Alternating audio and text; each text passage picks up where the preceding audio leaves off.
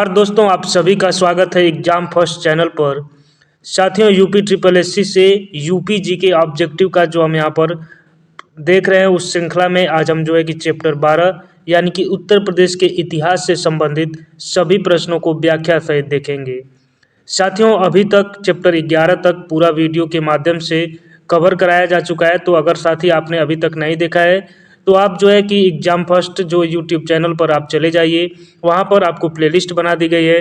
तो पूरा आप शुरुआत से चैप्टर 11 तक सभी जो है एमसीक्यू को आप वहाँ से देख लीजिएगा। और आज हम जो है कि चैप्टर 12 यानी कि उत्तर प्रदेश के इतिहास से संबंधित उन सभी प्रश्नों को कवर करेंगे जो विभिन्न परीक्षाओं में अभी तक यानी कि 2025 तक पूछे गए हैं। साथियों, इस बुक का इम्पोर्टेंस आप सभी को मैंने बता रखा है कि इस बुक में जितनी परीक्षाएं लेटेस्ट में हुई हैं, आप देख सकते हैं कि इसमें उन प्रश्नों तक का संकलन किया गया है जो पेट 2025 में प्रश्न पूछे गए थे। तो यह बुक साथियों बहुत ही महत्वपूर्ण है। और अगर कोई भी साथी जो नया है, पहली बार एग्जाम फर्स्ट चैनल को विजिट कर रहा है, तो उस साथी से आग्रह है कि प्लीज़ आप चैनल को सब्सक्राइब कर लें, वीडियो को लाइक करें। और पुराने साथियों से आग्रह है कि अगर वो हमारा 1-2 वीडियो देखे होंगे तो उनको पूरा पता होगा कि कितना अच्छा और कितना इंपॉर्टेंट कंटेंट जो है एग्जाम फर्स्ट चैनल पर पढ़ाया जा रहा है। तो उन साथियों से विनम्र आग्रह है कि वो चैनल पर बने रहें और पूरा वीडियो को अंत तक जरूर देखें। तो साथियों, आइए बिना समय को वेस्ट किए शुरुआत करते हैं।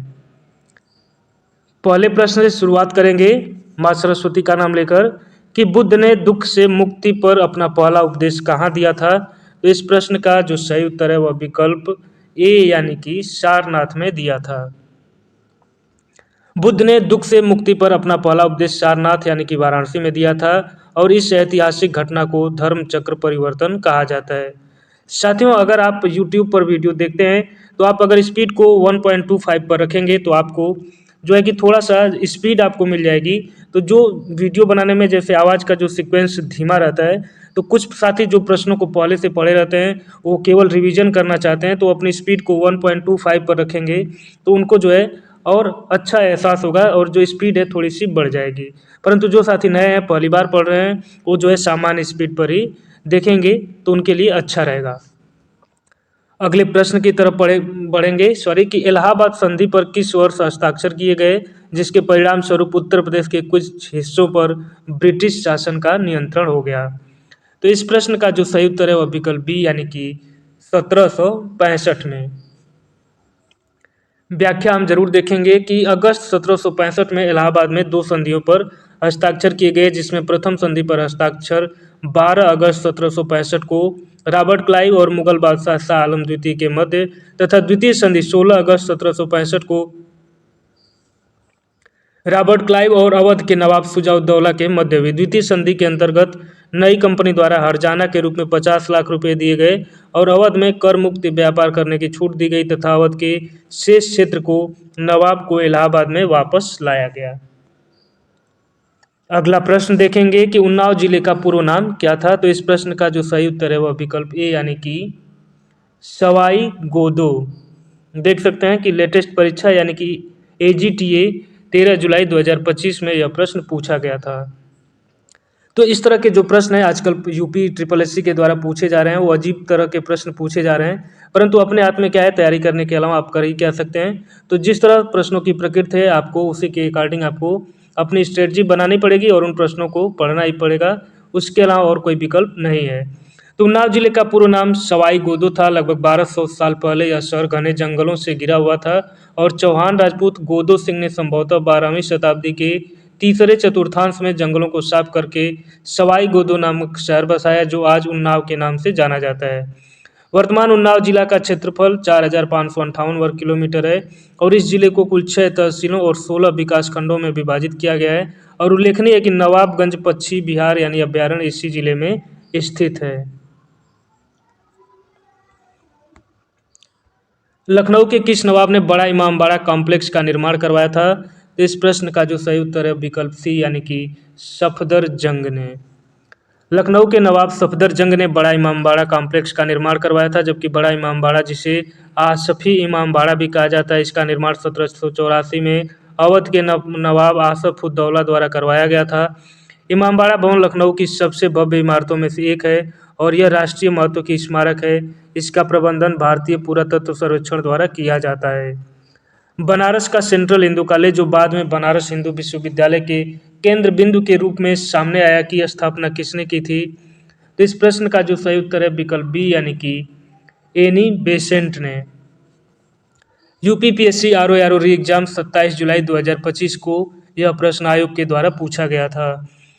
यहाँ पर व्याख्या देखेंगे कि एनी बेसेंट 1916 यानी कि 1916 में लोकमान्य बाल गंगाधर तिलक के साथ होम रूल लीग की शुरुआत की। उन्होंने 1898 में केंद्रीय हिंदू कॉलेज की स्थापना की थी, जो बाद में बनारस हिंदू विश्वविद्यालय के केंद्र बिंदु के रूप में सामने आया।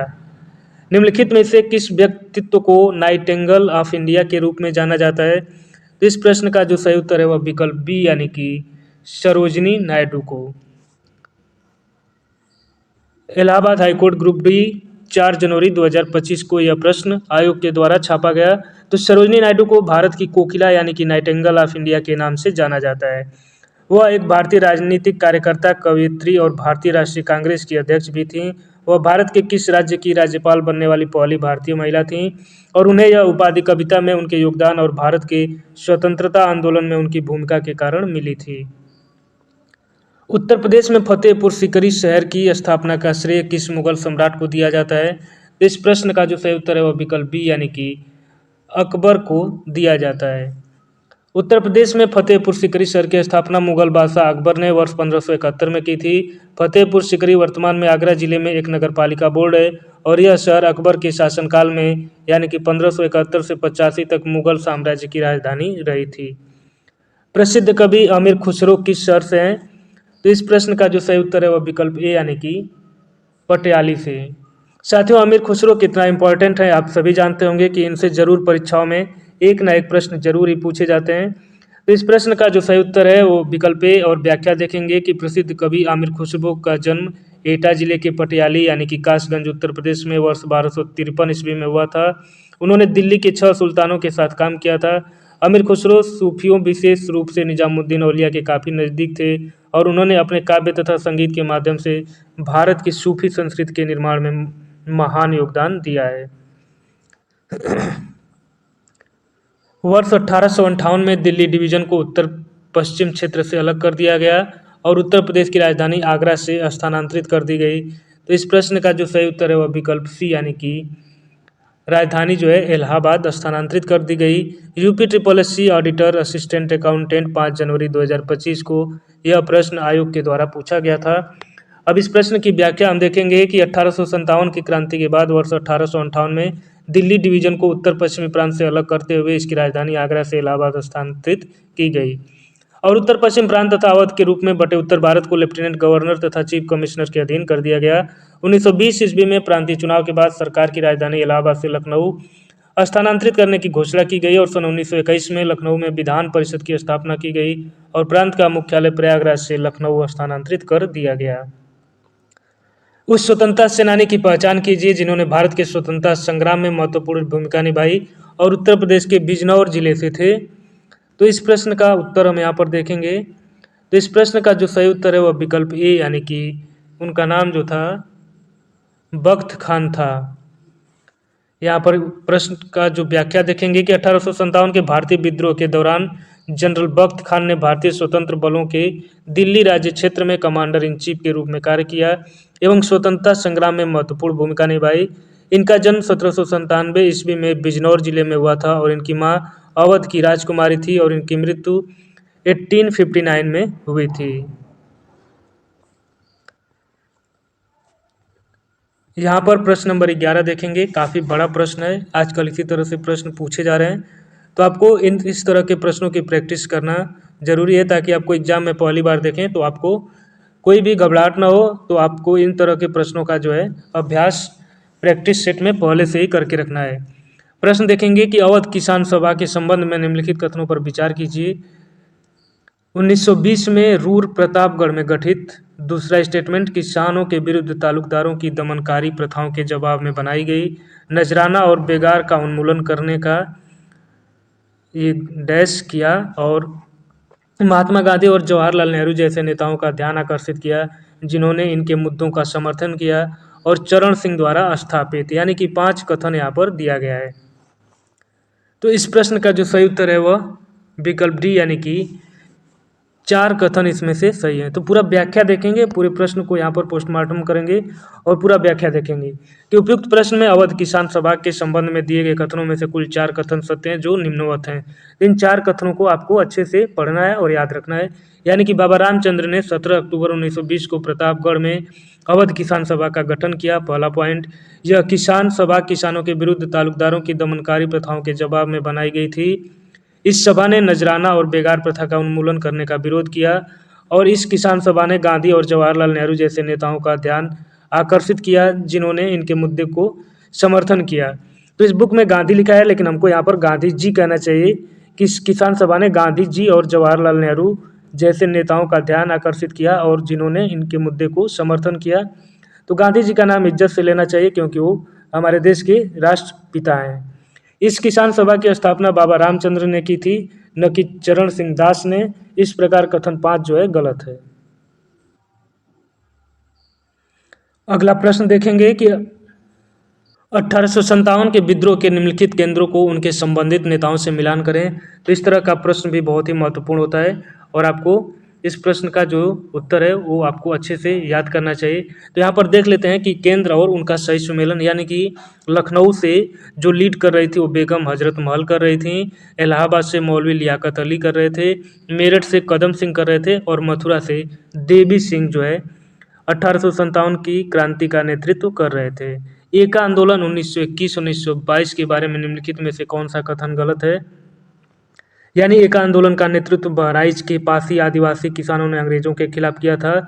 यह आंदोलन मुख्य रूप से जमींदारों के नेतृत्व में ब्रिटिश नीतियों के विरुद्ध विद्रोह था। इस आंदोलन को प्रारंभ में भारतीय राष्ट्रीय कांग्रेस का समर्थन प्राप्त था और यह आंदोलन सबसे पहले लखनऊ में शुरू हुआ और बाद में बाराबंकी, हरदोई, बहराइच और सीतापुर तक फैल गया। और विकल्प ई यानी कि उपयुक्त में से कोई नहीं। असिस्टेंट स्टोर कीपर 13/4/2025 को यह प्रश्न पूछा गया था। तो आप देख सकते हैं प्रश्न की प्रकृति कि प्रश्न का स्तर कितना डीप लेवल यानी कितना गहराई में जाकर पूछा गया है। तो साथियों, इस प्रश्न का जो सही उत्तर है वह विकल्प बी यानी कि एका आंदोलन 1921-22 उत्तर प्रदेश के अवध क्षेत्र में किसानों का एक शोषण के विरुद्ध आंदोलन था। इसका नेतृत्व मदारी पासी ने किया। यह आंदोलन उच्च लगान दर, किसानों का उत्पीड़न एवं शोषण, नजराला लेने जैसे अत्याचारों के विरुद्ध किया गया। आंदोलन को कांग्रेस का समर्थन प्राप्त था। इसका विस्तार क्षेत्र लखनऊ, बाराबंकी, हरदोई, बहराइच, सीतापुर इत्यादि क्षेत्रों में विस्तारित था। मध्य के कालीन भारत के प्रसिद्ध सूफी संत का नाम बताइए जो उत्तर प्रदेश के थे और उन्होंने आखिरी कलाम और पद्मावत की रचना की थी। तो इस प्रश्न का जो सही उत्तर है वह विकल्प ए यानी कि मलिक मोहम्मद जायसी ने की थी। मलिक मोहम्मद जायसी अमेठी के निकट जायस के रहने वाले थे। जायस सूफी प्रेम मार्गी शाखा के सर्वश्रेष्ठ कवि माने जाते हैं। उनकी पद्मावत रचना प्रेमाख्यान परंपरा का सर्वश्रेष्ठ प्रबंध काव्य है और जायसी की प्रमुख रचनाएं पद्मावत, अखरावट, आखिरी कलाम हैं। मूल रूप से बलिया उत्तर प्रदेश के रहने वाले श्री चंद्रशेखर ने राष्ट्रीय नेता बनने से पहले उत्तर प्रदेश में किस राजनीतिक दल के महासचिव यानी कि 1955-56 के रूप में कार्य किया था? तो इस प्रश्न का जो सही उत्तर है वह विकल्प सी यानी कि प्रजा सोशलिस्ट पार्टी। मंडी सचिव 13/4/2025 को यह प्रश्न पूछा गया। तो देख सकते हैं कितना ऊटपटांग किस तरह के प्रश्न पूछे जा रहे हैं। तो इस प्रश्न का जो सही उत्तर है कि मूल रूप से बलिया उत्तर प्रदेश के रहने वाले श्री चंद्रशेखर राष्ट्रीय नेता बनने से पहले प्रजा सोशलिस्ट पार्टी के महासचिव 1955-56 के रूप में कार्य किया। वह 1977 से 1988 तक जनता पार्टी के अध्यक्ष रहे। वर्ष 1965 में कांग्रेस में शामिल हुए और 1967 में कांग्रेस संसदीय दल के महासचिव चुने गए। वह लोकतांत्रिक मूल्यों और सामाजिक बदलाव के प्रति प्रतिबद्धता की राजनीति को चुने थे। अवध के शासन के अंतिम चरण में कानपुर का निर्माण कई गांवों को मिलाकर किया गया था। निम्नलिखित में से कौन सा गांव उन गांवों में से एक नहीं था? तो देख रहे हैं प्रश्न किस तरह के पूछे गए हैं। यहाँ पर यूपी वीडियो 27 अप्रैल 2025 को यह प्रश्न पूछा गया था। तो इस प्रश्न का जो सही उत्तर है वह विकल्प सी यानी कि बिठूर जो है उसमें शामिल नहीं था। कानपुर का गठन अवध के शासन के अंतिम चरण में कई गांवों को मिलाकर किया गया था। इन गांवों में सीसामऊ, कुरस्वाम, पटकापुर और जूही गांव शामिल थे जबकि बिठूर इसमें शामिल नहीं था। इस शहर की स्थापना सचेंदी राज्य के राजा हिंदू सिंह ने की थी और कानपुर का मूल नाम कानपुर था। तो अच्छा नाम था कानपुर का, कानपुर। मुगल साम्राज्य के पतन के बाद 1803 में अंग्रेजों द्वारा आगरा शहर पर कब्जा करने से पहले किस सत्ता का नियंत्रण था? वीडियो 27 अप्रैल 2025 में यह प्रश्न पूछा गया था। तो इस प्रश्न का जो सही उत्तर है वह विकल्प बी यानी कि मराठा सत्ता का नियंत्रण था। मुगल साम्राज्य के पतन के बाद 1803 में अंग्रेजों द्वारा आगरा शहर पर कब्जा करने से पहले मराठों का सत्ता पर नियंत्रण था। अंग्रेजों ने 1803 में मराठों को पराजित कर अलीगढ़, मेरठ, आगरा, झांसी, बादा, हमीरपुर, जालौन तथा आसपास के समूचे क्षेत्र पर अधिकार कर लिया और आगरा शहर की स्थापना वर्ष 1504 में सिकंदर लोदी ने की थी। तो यह बहुत ही महत्वपूर्ण फैक्ट है, बार बार परीक्षाओं में पूछा जाता है कि आगरा शहर की स्थापना कब और किसने की थी? तो 1504 में सिकंदर लोदी ने किया था। 1857 के विद्रोह के दौरान निम्नलिखित ऐतिहासिक व्यक्तित्वों का उनकी भूमिकाओं से मिलान कीजिए। तो यहाँ पर हमको ये बताना है कि कौन सा नेता कहाँ से लीड कर रहा था। इस प्रश्न का जो हम सही व्याख्यान है वही देख लेते हैं। तो यहाँ पर नाना साहब जो है कानपुर में विद्रोह का नेतृत्व किए थे। कारू भगत रानीपुर से स्वतंत्रता सेनानी थे। मौलवी अहमदुल्ला शाह फैजाबाद से लीड कर रहे थे और खान बहादुर खान बरेली में लीड कर रहे थे। निम्नलिखित में से कौन सा एक सही सुमेलित नहीं है? 1857 का विद्रोह स्थल और प्रारंभ की तिथि। तो इस प्रश्न में भी सही मिलान हम देख लेते हैं कि बैरकपुर से 29 मार्च 1857 को विद्रोह शुरू हुआ, मेरठ से 10 मई 1857 को, झांसी से 8 जून 1857 को और लखनऊ से 4 जून 1857 को विद्रोह शुरू हुआ था। 1857 में बरेली यानी कि उत्तर प्रदेश में क्रांति का नेता कौन था? तो इस प्रश्न का जो सही उत्तर है वह विकल्प सी यानी कि खान बहादुर खान। व्याख्या देखेंगे। 1857 के स्वतंत्रता संग्राम में बरेली का नेतृत्व खान बहादुर खान ने किया। इनके द्वारा 31 मई 1857 को बरेली में आज़ादी की घोषणा की गई। बरेली पर पुनर्धिकार करने के पश्चात अंग्रेजों ने उन्हें 24 फरवरी 1860 को मौत की सजा दी। 1857 के विद्रोह के अन्य नेता नाना साहब जी कानपुर से, हजरत महल लखनऊ से, रानी लक्ष्मीबाई झांसी से, मौलवी अहमदुल्ला फैजाबाद से और कुंवर सिंह बिहार राज्य से लीड कर रहे थे। भारत में झांसी राज्य को ब्रिटिश साम्राज्य का हिस्सा किसके द्वारा बनाया गया था? तो इस प्रश्न का जो सही उत्तर है वह विकल्प यानी कि हड़प नीति के आधार पर। भारत में झांसी राज्य को ब्रिटिश साम्राज्य का हिस्सा लॉर्ड डलहौजी की हड़प नीति के द्वारा बनाया गया था। तो यह फैक्ट है कि हड़प नीति किसके द्वारा अपनाई गई थी? तो लॉर्ड डलहौजी के द्वारा। और इस नीति के अनुसार किसी भी भारतीय राज्य का रियासत का दर्जा उस समय समाप्त मान लिया जाता था जब उसको कोई वयस्क उत्तराधिकारी नहीं होता था। अलीगढ़ किले में द्वितीय आंग्ल मराठा युद्ध के दौरान अलीगढ़ की लड़ाई कब लड़ी गई थी? तो इस प्रश्न का जो सही उत्तर है वो हम देखेंगे यानी कि विकल्प ए यानी कि द्वितीय आंग्ल मराठा युद्ध 1803 से 1806 के दौरान अलीगढ़ किले में सितंबर 1803 में अलीगढ़ की लड़ाई लड़ी गई थी। तो इस प्रश्न का उत्तर जो है वह विकल्प ए यानी कि 1803 में लड़ाई लड़ी गई थी। व्याख्या देखेंगे। प्रथम आंग्ल मराठा युद्ध 1775 से 1782 में हुआ था और वारेन हेस्टिंग के समय हुआ था। द्वितीय आंग्ल मराठा युद्ध 1803 से 1806 में लॉर्ड वेलेस्ली के समय और तृतीय आंग्ल मराठा युद्ध 1817 से 1818 के बीच लॉर्ड हेस्टिंग के समय हुआ था। 1583 ईस्वी में प्रयाग का नाम परिवर्तित कर इलाहाबाद किसने किया? तो इस प्रश्न का जो सही उत्तर है वह विकल्प है यानी कि अकबर ने किया था। 1583 में मुगल बादशाह अकबर ने प्रयाग का नाम परिवर्तित कर इलाहाबाद कर दिया था और 2018 में उत्तर प्रदेश सरकार ने इलाहाबाद का नाम बदलकर पुनः प्रयागराज कर दिया। मोतीलाल नेहरू तथा CR दास ने स्वराज पार्टी की स्थापना किस स्पष्ट उद्देश्य के लिए की थी? तो इस प्रश्न का जो सही उत्तर है वह विकल्प ए यानी कि विधानसभाओं के अंदर पहुंचकर उनका नाश करने के लिए। वर्ष 1923 में मोतीलाल नेहरू और CR दास ने इलाहाबाद में कांग्रेस खिलाफत या स्वराज पार्टी का गठन किया जिसे सामान्यतः स्वराज पार्टी कहा जाता है। इसका उद्देश्य इसके अध्यक्ष CR दास तथा सचिव मोतीलाल नेहरू बने और इसका प्रमुख उद्देश्य कांग्रेस के विधानसभाओं में पहुंचकर उनका नाश करना था, क्योंकि वर्ष 1922 में कांग्रेस के अधिवेशन में कांग्रेस ने चुनाव लड़ने की अनुमति परिवर्तन विरोधियों को नहीं दी थी और सितंबर 1923 ईस्वी में दिल्ली में आयोजित कांग्रेस के विशेष अधिवेशन में अध्यक्ष अबुल कलाम आज़ाद स्वराजियों को चुनाव में भाग लेने की अनुमति मिल गई। गांधी जी की पहली महत्वपूर्ण सार्वजनिक उपस्थिति कहाँ हुई? सही विकल्प चुनिए। तो इस प्रश्न का जो सही उत्तर है वह विकल्प सी यानी कि बनारस में।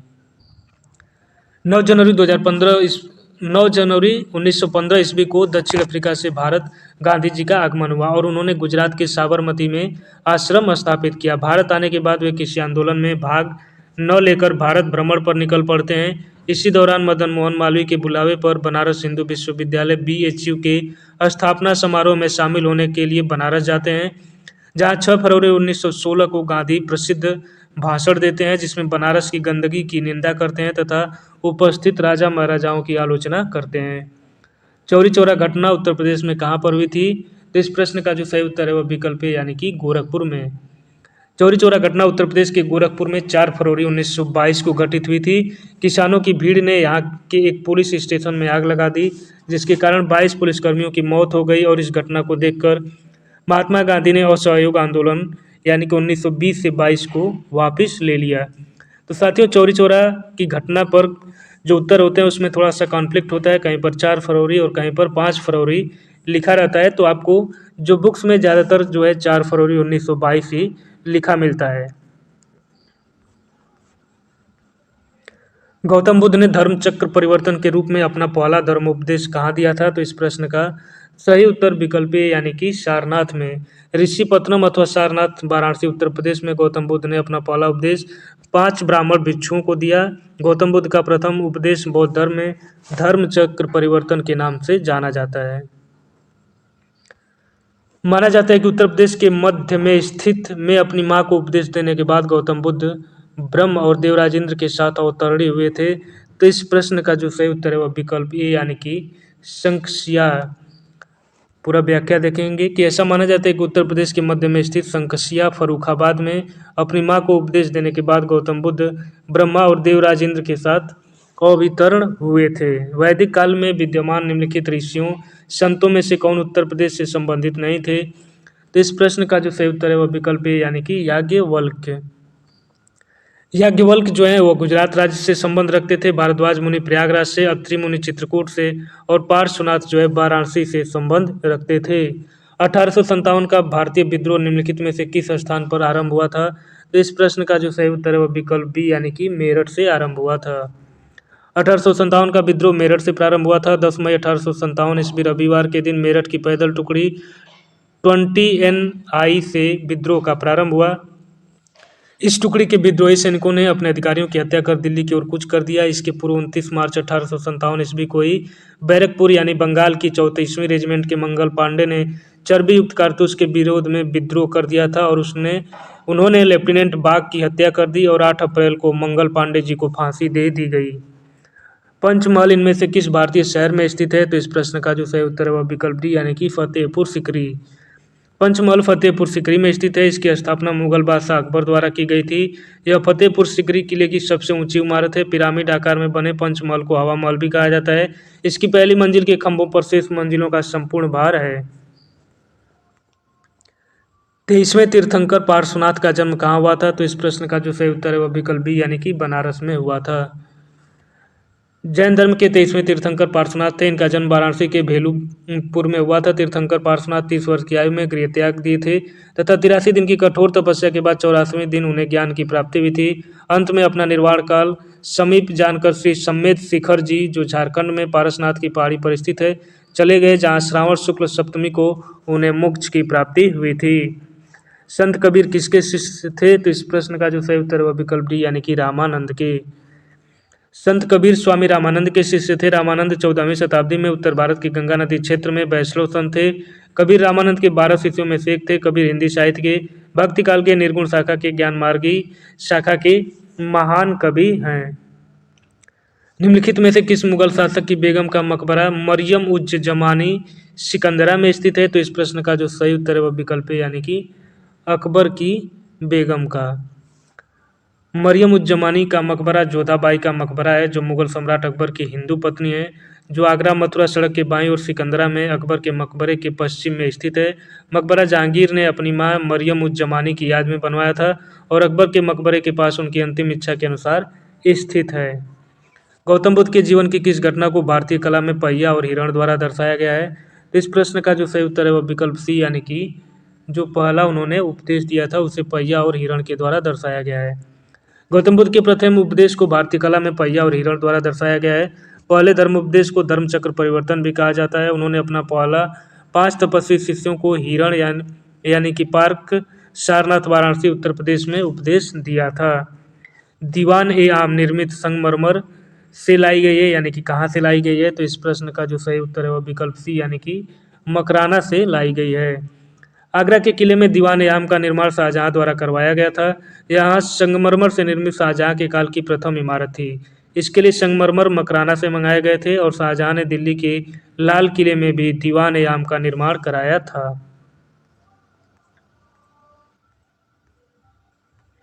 अगला प्रश्न देखेंगे कि भारत के स्वतंत्रता संघर्ष के दौरान निम्नलिखित में से किसने सत्यमेव जयते नारे का प्रयोग किया था, तो इस प्रश्न का जो सही उत्तर है वह विकल्प डी यानी कि पंडित मदन मोहन मालवीय जी ने किया था। भारत के स्वतंत्रता संघर्ष के दौरान सत्यमेव जयते का नारा पंडित मदन मोहन मालवीय ने दिया था। उन्होंने वर्ष 1918 में भारतीय राष्ट्रीय कांग्रेस के अधिवेशन में अध्यक्षता की तथा अपने अध्यक्षीय भाषण में यह नारा दिया। 1857 के स्वाधीनता संग्राम में लखनऊ का नेतृत्व किसने किया था, तो इस प्रश्न का जो सही उत्तर है वह विकल्प सी यानी कि हजरत महल ने किया था। वर्ष 1857 के स्वाधीनता संग्राम में लखनऊ का नेतृत्व बेगम हजरत महल ने किया था। उन्होंने अपने अल्पवयस्क पुत्र बिरजिस कादिर को अवध का नवाब बनाया। मार्च 1858 में कॉलिन कैम्पबेल ने लखनऊ पर पुनः कब्जा कर लिया और कानपुर में विद्रोह का नेतृत्व नाना साहब ने, झांसी में रानी लक्ष्मीबाई और इलाहाबाद में विद्रोह का नेतृत्व मौलवी लियाकत अली ने किया था। अगला प्रश्न देखेंगे कि उत्तर प्रदेश यानी कि संयुक्त प्रांत का देवबंद आंदोलन कहाँ शुरू हुआ था, तो इस प्रश्न का जो सही उत्तर है वह विकल्प डी यानी कि सहारनपुर में। देवबंद आंदोलन का प्रारंभ वर्ष 1866 में सहारनपुर यानी संयुक्त प्रांत उत्तर प्रदेश के दारुल उलूम में हुआ था और इस आंदोलन को मोहम्मद कासिम नारुत्वी और राशिद अहमद गंगोही द्वारा मुस्लिम समुदाय के धार्मिक नेताओं को प्रशिक्षित करने के लिए चलाया गया था। इस आंदोलन का उद्देश्य मुस्लिम समुदाय का नैतिक व धार्मिक उत्थान करना था। भारत का एक क्रांतिकारी संगठन हिंदुस्तान रिपब्लिकन एसोसिएशन यानी कि HRA किस वर्ष में बनाया गया था, तो इस प्रश्न का जो सही उत्तर है वह विकल्प बी यानी कि 1924 में। यह बहुत इंटरेस्टिंग प्रश्न होता है। इसमें आप देखिएगा कि देश में उचित ढंग से क्रांतिकारी आंदोलन का संचालन करने के उद्देश्य से वर्ष 1924 में युवा क्रांतिकारियों ने कानपुर में हिंदुस्तान रिपब्लिकन एसोसिएशन नामक क्रांतिकारी संगठन की स्थापना की। सचिंद्र नाथ सान्याल, रामप्रसाद बिस्मिल, जोगेश चंद्र चटर्जी तथा चंद्रशेखर आज़ाद इसके संस्थापक सदस्य थे। वर्ष 1928 में चंद्रशेखर आज़ाद के नेतृत्व में दिल्ली के फिरोजशाह कोटला मैदान में हिंदुस्तान सोशलिस्ट रिपब्लिकन एसोसिएशन की स्थापना की गई। तो इस प्रश्न में आप देख सकते हैं कि एक प्रश्न ये पूछा जाता है कि HRA यानी कि हिंदुस्तान रिपब्लिकन एसोसिएशन ये 1924 में, और जब इसमें सोशलिस्ट लग गया तो जब चंद्रशेखर आज़ाद के नेतृत्व में, तो इसका नाम जो है 1928 में हिंदुस्तान सोशलिस्ट रिपब्लिकन एसोसिएशन नाम चेंज हो गया था। निम्नलिखित में से वे कौन से सुल्तान हैं जिन्हें एक शहर प्राप्त हुआ जहां अब आगरा अवस्थित है, तो इस प्रश्न का जो सही उत्तर है वह विकल्प डी यानी कि सिकंदर लोदी। आगरा शहर की स्थापना लोदी वंश के शासक सिकंदर लोदी ने 1504 में किया था। मध्यकाल में राजस्थान तथा दक्षिण में मालवा की ओर जाने वाले मार्ग पर स्थित होने के कारण आगरा का राजनीतिक, आर्थिक व व्यापारिक महत्व था। उसके आदेश पर संस्कृत के एक आयुर्वेद ग्रंथ का फारसी में फरहंगे सिकंदरी नाम से अनुवाद किया गया और सिकंदर लोदी ने गुलरुखी उपनाम से कविताओं की भी रचना की है। महात्मा गांधी जी ने किस घटना के कारण असहयोग आंदोलन को वापस ले लिया, तो इस प्रश्न का जो सही उत्तर है वह विकल्प बी यानी कि चौरी चौरा की घटना के पश्चात। 4 फरवरी 1922 ईस्वी को संयुक्त प्रांत के गोरखपुर जिले में चौरी चौरा नामक स्थान पर लोगों के द्वारा क्रांतिकारी भीड़ थाने में आग लगा दी है, जिनके कारण महात्मा गांधी ने 12 फरवरी को बारदोली में कांग्रेस कार्य समिति की बैठक में असहयोग आंदोलन को स्थगित करने का निर्णय लिया। भगवान बुद्ध ने अंतिम सांस यानी कि महापरिनिर्वाण कहाँ पर लिया, तो इस प्रश्न का जो सही उत्तर है वह विकल्प डी यानी कि कुशीनगर में। गौतम बुद्ध के संस्थापक गौतम बुद्ध ने अपने जीवन का अंतिम समय कुशीनगर में व्यतीत किया। पावा में अपने शिष्य चुंद के यहाँ शुकर मदव यानी भोज्य सामग्री खाने से यानी कि सुअर के मांस से बना खाद्य सामग्री खाने से अतिसार रोग से पीड़ित हो गए और उसके बाद बुद्ध पावा से कुशीनगर आ गए और वहीं 80 वर्ष की अवस्था में मृत्यु को प्राप्त हुए, जिसे बौद्ध ग्रंथों में महापरिनिर्वाण कहा गया और गौतम बुद्ध ने यहीं पर सुभद्र को अपना अंतिम उपदेश दिया। काकोरी षड्यंत्र केस से कौन संबंधित है? तो इस प्रश्न का जो सही उत्तर है वह विकल्प डी यानी कि अशफाक उल्ला खां। अशफाक उल्ला खां का संबंध काकोरी षड्यंत्र केस से अगस्त 1925 में हिंदुस्तान रिपब्लिकन एसोसिएशन के क्रांतिकारियों ने सहारनपुर लखनऊ लाइन पर काकोरी जाने वाली 8 नंबर की डाउन मालगाड़ी को लूट लिया था, जिसे काकोरी षड्यंत्र केस के रूप में जाना जाता है। इससे जुड़े 29 क्रांतिकारियों में से राम प्रसाद बिस्मिल, अशफाक उल्ला खां, रोशन लाल और राजेंद्र लिहड़ी को क्रमशः गोरखपुर, फैजाबाद, नैनी तथा गोंडा में फांसी दे दी गई। निम्नलिखित में से किस स्थान पर कनिष्क की सिर-विहीन प्रतिमा पाई गई है? तो इस प्रश्न का जो सही उत्तर है वह विकल्प बी यानी कि मथुरा में पाई गई है। व्याख्या देखते हैं। राजा कनिष्क की बिना सिर वाली मूर्ति मथुरा में पाई गई है और कनिष्क कुषाण वंश का महानतम शासक था। इसने 78 ईस्वी में शक संवत की शुरुआत की। ज्ञातव्य है कि कुषाण वंश की स्थापना कुजुल कटफेसिस ने की थी। सभी भारतीय नेताओं में से सबसे खतरनाक निम्न में से किसने रानी लक्ष्मीबाई के बारे में कहा था? तो इस प्रश्न का जो सही उत्तर है वह ह्यूरोज यानी कि विकल्प सी। व्याख्या देखेंगे कि 1857 की लड़ाई में अंग्रेजी सेनापति ह्यूरोज ने रानी लक्ष्मीबाई की वीरता से प्रभावित होकर कहा था कि रानी लक्ष्मीबाई आकर्षक, चतुर और सुंदर थी और वह सभी भारतीय नेताओं में सबसे खतरनाक थीं। रानी लक्ष्मीबाई का जन्म 19 नवंबर 1828 को वाराणसी में एक ब्राह्मण परिवार में हुआ था। इनके बचपन का नाम मणिकर्णिका था, जिन्हें मनु के नाम से भी जाना जाता था, और इनका विवाह 7 वर्ष की आयु में झांसी के मराठा शासक गंगाधर राव से हुआ था। ध्यातव्य है कि 18 जून 1858 को अंग्रेजों के खिलाफ लड़ते हुए ग्वालियर में इनका निधन हो गया था। निम्नलिखित में से कौन सा नेता भारत धर्म महामंडल से जुड़े थे, जिसकी स्थापना जो है 1902 में हुआ था? तो इस प्रश्न का सही उत्तर विकल्प ए यानी कि पंडित मदन मोहन मालवीय। भारत धर्म महामंडल से 1902 पंडित मदन मोहन मालवीय बहुत करीब से जुड़े थे। ध्यातव्य है कि भारत धर्म महामंडल 1887 में हरिद्वार में पंडित दीनदयाल शर्मा द्वारा स्थापित एक प्रमुख हिंदू संगठन था, जिन्होंने 15 मई 1899 को दिल्ली में हिंदू कॉलेज की भी स्थापना की थी, जिसका उद्देश्य हिंदू रूढ़िवाद को आर्य समाज और रामकृष्ण मिशन से बचाना था। स्वराज पार्टी का उद्देश्य था। तो इस प्रश्न का जो सही उत्तर है वह विकल्प सी यानी कि विधायिका में प्रवेश करना तथा इसके अंदर सरकार की कमियों को उजागर करना। स्वराज पार्टी का गठन 1 जनवरी 1923 को चित्तरंजन दास और मोतीलाल नेहरू द्वारा इलाहाबाद में किया गया था, जिसका उद्देश्य कांग्रेस के अंदर रहकर चुनाव में हिस्सा लेना और विधान परिषद में स्वदेशी सरकार के गठन की मांग उठाना तथा मांगों के न मानने पर विधान परिषद की कार्यवाही में बाधा डालना था।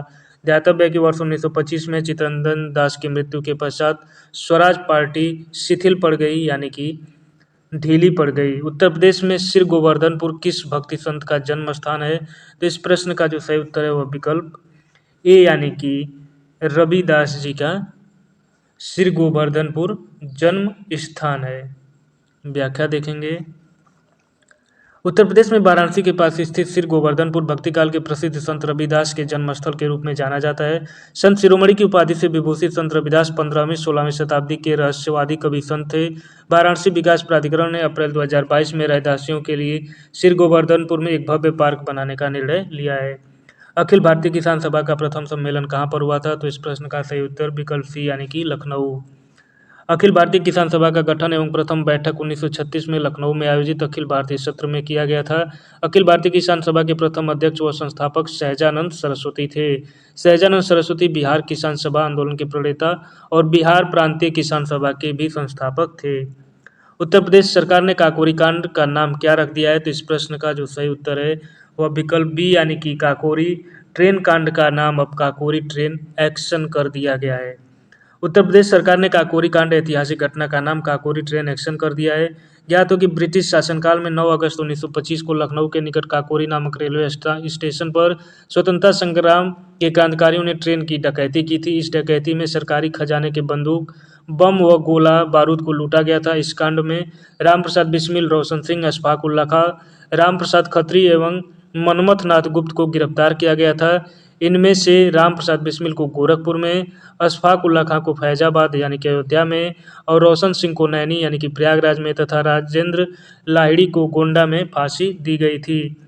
तो जब अपने ही देश का खजाना था और अपने ही देश के खजाने को लूटा गया तो उसे डकैती कैसे कहा जाए, इसलिए सरकार ने इसका नाम एक्शन कर दिया है कि वो डकैती नहीं थी, अपने इस सामान को अपने छीन लेना वह एक एक्शन था। 4 सिरों वाला शेर जिसको भारत सरकार राष्ट्रीय राज्य चिह्न के रूप में अंगीकृत करती है में स्थित है। तो इस प्रश्न का सही उत्तर है विकल्प सी यानी कि सारनाथ में। 4 सिरों वाला शेर जिसको भारत सरकार राष्ट्रीय चिन्ह के रूप में अंगीकृत करती है सारनाथ वाराणसी में स्थित है। अशोक ने सारनाथ में एक सिंह शीर्ष प्रस्तर स्तंभ बनवाया था और यह मौर्य काल का उत्कृष्ट नमूना है। इसे ही राज चिन्ह के रूप में स्वीकार किया गया है। निम्नलिखित में से कौन सा अभिलेख राजा पुष्यमित्र शुंग द्वारा किए गए 2 अश्वमेध यज्ञों के संबंध में सूचना देता है। तो इस प्रश्न का जो सही उत्तर है वह विकल्प सी यानी कि अयोध्या अभिलेख।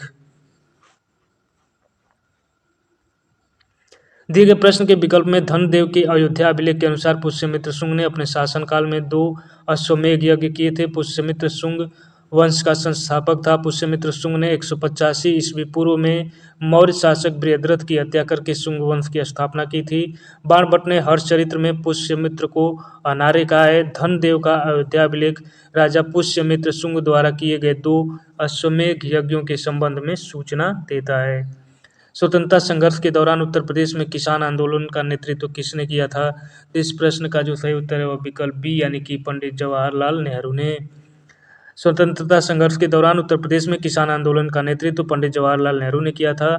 उन्होंने 1920 में उत्तर प्रदेश के प्रतापगढ़ जिले में पहला किसान मार्च का नेतृत्व किया था। प्रसिद्ध संगीतकार स्वामी हरिदास किस मुगल शासक के समकालीन थे? तो इस प्रश्न का जो सही उत्तर है वह विकल्प ए यानी कि अकबर के समकालीन स्वामी हरिदास जी थे। प्रसिद्ध संगीतकार स्वामी हरिदास 1478 से 1573 एक आध्यात्मिक कवि और शास्त्रीय संगीतकार थे। ये मुगल बादशाह अकबर 1556 से 1605 के समकालीन थे। इनका जन्म 1478 ईस्वी में उत्तर प्रदेश में वृंदावन के निकट राजपुर नामक गांव में हुआ था। ये सखी संप्रदाय के प्रवर्तक थे जो निम्बार्क मत की एक शाखा है। इसमें भक्त अपने आप को श्री कृष्ण की सखी मानकर उनकी उपासना तथा सेवा करते हैं। उत्तर प्रदेश का कुशीनगर किस लिए प्रसिद्ध है? तो इस प्रश्न का जो सही उत्तर है वह विकल्प सी यानी कि बुद्ध का निर्वाण स्थल। कुशीनगर भारत के उत्तर प्रदेश राज्य में स्थित है। यह एक ऐतिहासिक स्थल है जहां महात्मा बुद्ध का महापरिनिर्वाण हुआ था। गौतम बुद्ध बौद्ध धर्म के संस्थापक थे। इनका जन्म लुम्बिनी में 563 ईस्वी पूर्व शाक्य कुल में हुआ था। प्रसिद्ध संगीतकार तानसेन निम्नलिखित में से किस सम्राट के दरबार में संगीतकार थे? तो इस प्रश्न का जो सही उत्तर है वह विकल्प डी यानी कि अकबर। प्रसिद्ध संगीतकार तानसेन अकबर के दरबार में उनके 9 रत्नों में से एक थे। तानसेन की जन्मतिथि के विषय में मतभेद है। कुछ विद्वानों के मतानुसार ग्वालियर से 28 मील दूर बेहट नामक एक छोटे से गांव में तानसेन का जन्म 1506 ईस्वी में हुआ था। अकबरनामा और आईने अकबरी की रचयिता अबुल फजल के अनुसार तानसेन की मृत्यु 26 अप्रैल 1589 ईस्वी में आगरा में हुई थी। निम्नलिखित भारतीय प्रधानमंत्रियों में से किसका जन्म प्रयागराज में नहीं हुआ था? तो इस प्रश्न का जो सही उत्तर है वह विकल्प डी यानी कि राजीव गांधी का जन्म प्रयागराज में नहीं हुआ था। बाकी जवाहरलाल नेहरू, इंदिरा गांधी, विश्वनाथ प्रताप सिंह का जन्म इलाहाबाद में ही हुआ था। राजीव गांधी का जन्म 20 अगस्त 1944 को बॉम्बे यानी कि मुंबई में हुआ था। 40 साल की उम्र में राजीव गांधी भारत के सबसे युवा प्रधानमंत्री बने। 21 मई 1991 को तमिलनाडु के श्रीपेरम्बुदूर में एक दुखद बम विस्फोट में उनकी मृत्यु हो गई। जवाहरलाल नेहरू, इंदिरा गांधी और विश्वनाथ प्रताप सिंह का जन्म प्रयागराज में हुआ था। परमहंस योगानंद का जन्म स्थान का नाम बताइए। तो इस प्रश्न का जो सही उत्तर है वह विकल्प डी यानी कि गोरखपुर। परमहंस योगानंद का जन्म 5 जनवरी 1993 को गोरखपुर में एक हिंदू बंगाली परिवार में हुआ था। उनका मूल नाम मुकुंद लाल घोष था। वह इनकी प्रसिद्ध कृति है एक योगी की आत्मकथा। मुगल शासक अकबर ने निम्नलिखित में से क्या स्थापित नहीं किया था? तो इस प्रश्न का जो सही उत्तर है वह विकल्प ए यानी कि रामबाग। बाकी जहांगीर महल, आगरा का किला और अकबर का किला यह मुगल शासक अकबर ने ही स्थापित किया था। मुगल शासक अकबर द्वारा रामबाग को स्थापित नहीं किया है। भारत में रामबाग शैली का निर्माता बाबर है जिसने आगरा में 1528 ईस्वी में रामबाग का निर्माण करवाया। आगरा के किले में स्थित जहांगीर महल का निर्माण अकबर ने करवाया। साथ ही आगरा किला तथा अकबर किला भी अकबर के द्वारा ही बनवाया गया था। मुगल काल में हिंदू द्वारा निर्मित जसवंत सिंह की छतरी एकमात्र स्मारक है और यह कहाँ पर स्थित है? तो इस प्रश्न का जो सही उत्तर है वो विकल्प डी यानी कि आगरा में। मुगल काल में हिंदू द्वारा निर्मित जसवंत सिंह की छतरी एकमात्र स्मारक है। यह आगरा में स्थित है। शाहजहां के शासनकाल में इसका निर्माण राजा जसवंत सिंह ने करवाया था और यहाँ अमर सिंह के शव के साथ उनकी पत्नी हाड़ा रानी सती हुई थी। आगरा की मोती मस्जिद किसके द्वारा बनाई गई थी और जिसे पर्ल मस्जिद के रूप में भी जाना जाता है? तो इस प्रश्न का जो सही उत्तर है वह विकल्प डी यानी कि शाहजहां के द्वारा। आगरा किले के भीतर स्थित मोती मस्जिद मुगल काल की वास्तुकला की उत्कृष्टता का एक उदाहरण है। शाहजहां द्वारा बनवाई गई इस मस्जिद को अक्सर मोती जैसी दिखने वाली इसकी बनावट के कारण मोती मस्जिद के नाम से जाना जाता है। आगरा किले में दीवान ए खास परिसर के उत्तर में स्थित मोती मस्जिद का निर्माण शाहजहां ने अपने दरबार के सदस्यों को नमाज अदा करने के लिए करवाया था। प्रश्न अगला देखेंगे कि 2009 में उत्तर प्रदेश के खाली स्थान में सिंधु घाटी सभ्यता की कलाकृतियों की खोज ने इस सामान्य धारणा को ध्वस्त करने में मदद की कि हड़प्पा सभ्यता केवल पश्चिमी भारत तक ही सीमित थी और यह स्थापित करने में मदद मिली कि यह पूरे भारतीय प्रायद्वीप तक फैली हुई थी। तो इस प्रश्न का जो सही उत्तर है वह विकल्प बी यानी कि आलमगीरपुर। 2009 में उत्तर प्रदेश के आलमगीरपुर यानी कि मेरठ में सिंधु घाटी सभ्यता की कलाकृतियों की खोज ने इस धारणा को ध्वस्त करने का कार्य किया कि हड़प्पा सभ्यता केवल पश्चिमी भारत तक ही सीमित थी तथा इस खोज ने यह भी सिद्ध किया कि हड़प्पा सभ्यता का विस्तार संपूर्ण प्रायद्वीप पर था। वर्तमान उत्तर प्रदेश के किस स्तूप पर भगवान बुद्ध पहली बार अपने 5 शिष्यों से मिले थे? तो इस प्रश्न का सही उत्तर विकल्प बी यानी कि धमेख स्तूप। बोधगया में ज्ञान प्राप्ति के पश्चात भगवान बुद्ध ने सारनाथ स्थित धमेख स्तूप के स्थान पर सर्वप्रथम अपने 5 शिष्यों को अपना पहला उपदेश दिया। इससे ही धर्म चक्र परिवर्तन की संज्ञा प्रदान की जाती है। निम्न में से सूरसेन महाजनपद की राजधानी कौन सी थी? तो इस प्रश्न का जो सही उत्तर है वह विकल्प डी यानी कि सूरसेन महाजनपद की राजधानी मथुरा थी। अन्य राजधानी को देखेंगे कि सूरसेन की राजधानी मथुरा थी, वज्जी की वैशाली और अंग की चंपा और काशी की वाराणसी राजधानी थी। प्राचीन कौशल साम्राज्य की राजधानी बौद्धों के लिए पवित्र है क्योंकि यहीं पर बुद्ध ने अपने सबसे महान चमत्कार किए थे जिसमें उनकी कई छवियों का निर्माण भी शामिल है। तो इस प्रश्न का जो सही उत्तर है वो विकल्प ए यानी कि श्रावस्ती। प्राचीन कौशल महाजनपद की राजधानी श्रावस्ती थी। यह बौद्ध धर्म का एक पवित्र स्थल है और बुद्ध ने अपने जीवन का अधिकांश समय श्रावस्ती में बिताया और यहीं पर उन्होंने अपने जीवन के कई महान चमत्कार किए। सूची 1 को सूची 2 से सुमेलन करना है यानी स्थल और उनके नेता से। तो आइए सही सुमेलन ही देख लेते हैं कि 1857 के विद्रोह स्थल यानी कि लखनऊ से बेगम हजरत महल ने, कानपुर से नाना साहब ने, बरेली से खान बहादुर खान और फैजाबाद से मौलवी अहमदुल्लाह ने 1857 की क्रांति का नेतृत्व किया था। निम्नलिखित में से कौन सा स्थान उत्तरी कोसल जनपद की राजधानी थी? तो इस प्रश्न का जो सही उत्तर है वह विकल्प बी यानी कि उत्तरी कोसल जनपद की राजधानी श्रावस्ती थी।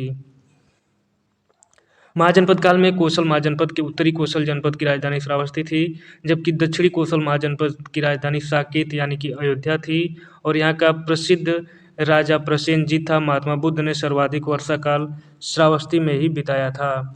वर्ष 1909 में आगरा में आयोजित उत्तर प्रदेश संयुक्त प्रांत कांग्रेस के सामाजिक सम्मेलन की अध्यक्षता किसने की थी? तो इस प्रश्न का जो सही उत्तर है वह विकल्प ए यानी कि मोतीलाल नेहरू ने। वर्ष 1909 में आगरा में आयोजित उत्तर प्रदेश संयुक्त प्रांत कांग्रेस के सामाजिक सम्मेलन की अध्यक्षता मोतीलाल नेहरू ने की थी।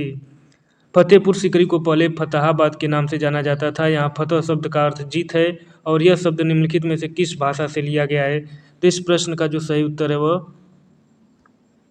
विकल्प बी यानी कि फतह शब्द जो है फारसी भाषा से लिया गया है। उत्तर प्रदेश के आगरा से 30 किलोमीटर दूरी पर स्थित फतेहपुर सीकरी नगर को विजय का नगर भी कहा जाता है।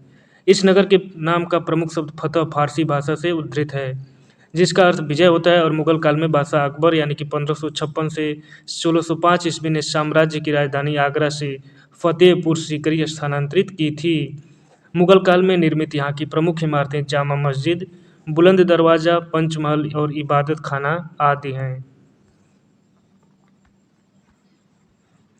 अगला प्रश्न देखेंगे कि तुलसीदास के संदर्भ में निम्नलिखित कथनों में से कौन सा सही है? तुलसीदास का जन्म बादा जनपद के राजापुर नामक ग्राम में हुआ था और उनकी पत्नी का नाम गीतावली था। तो इस प्रश्न का जो सही उत्तर है वह विकल्प सी यानी कि केवल एक। यानी कि तुलसीदास का जन्म 1523 ईस्वी में बांदा जनपद यानी कि वर्तमान में चित्रकूट जनपद के राजापुर गांव में हुआ था। इनके पिता का नाम आत्माराम दुबे एवं माता का नाम हुलसी था।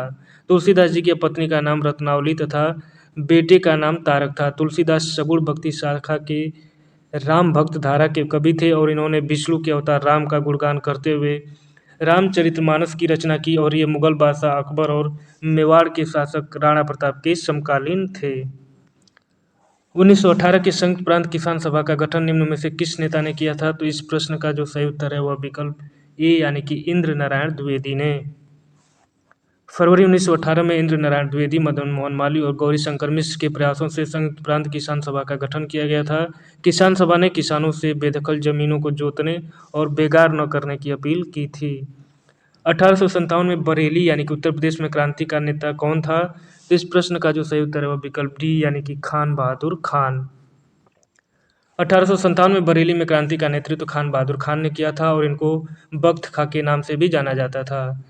इनके अतिरिक्त नाना साहब ने कानपुर में, बेगम हजरत महल ने लखनऊ तथा कुंवर सिंह ने जगदीशपुर बिहार में क्रांति का नेतृत्व किया था।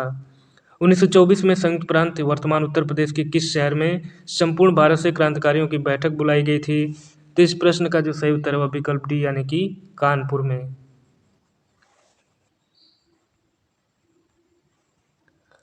व्याख्या देखेंगे कि वर्ष 1924 में संयुक्त प्रांत वर्तमान उत्तर प्रदेश के कानपुर शहर में संपूर्ण भारत के क्रांतिकारियों की बैठक का आयोजन किया गया। साथ ही हिंदुस्तान रिपब्लिकन एसोसिएशन यानी कि HRA नामक क्रांतिकारी संगठन की स्थापना की गई, जिसके संस्थापक सदस्यों में सचिंद्रनाथ सान्याल, रामप्रसाद बिस्मिल, जोगेश चंद्र चटर्जी और चंद्रशेखर आजाद सम्मिलित थे।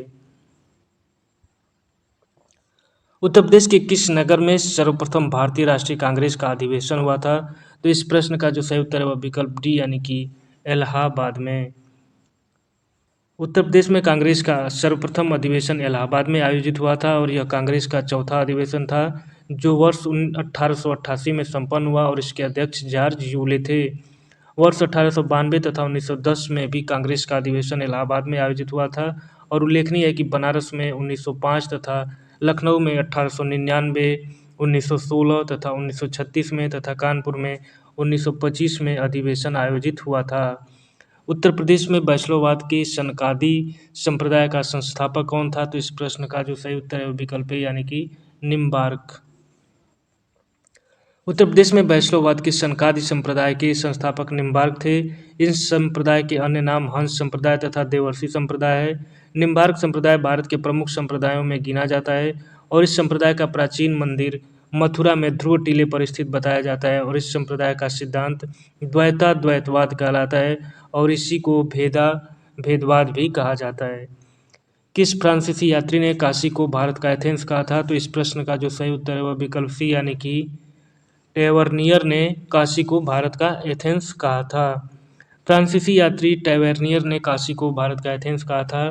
टैवर्नियर का पूरा नाम जॉन बैप्टिस्ट टैवर्नियर था और इन्होंने भारत के हीरे और हीरों की खानों के बारे में विस्तार से बताया है। चंदावर के युद्ध यानी कि 1194 ईस्वी में राजा जयचंद्र मोहम्मद गोरी से पराजित हुआ। चंदावर की वर्तमान में भौगोलिक स्थिति है। तो इस प्रश्न का जो सही उत्तर है वह विकल्प ए यानी कि उत्तर प्रदेश के इटावा जनपद में यमुना नदी के तट पर चंदावर स्थित है। चंदावर का युद्ध जो 1194 ईस्वी में राजा जयचंद्र मोहम्मद गोरी से पराजित हुआ और चंदावर वर्तमान में उत्तर प्रदेश के इटावा जनपद में यमुना नदी के तट पर स्थित है। निम्नलिखित में से कौन सा सिंधु घाटी सभ्यता का स्थल उत्तर प्रदेश में स्थित है? तो इस प्रश्न का जो सही उत्तर है वह विकल्प डी यानी कि हुलास जो है उत्तर प्रदेश में स्थित है। हुलास उत्तर प्रदेश के सहारनपुर जिले में अवस्थित है। सिंधु घाटी की सभ्यता का स्थल है रोपण पंजाब में, बनवाली हरियाणा में और मांडा जम्मू में स्थित संदैवकालीन स्थल है।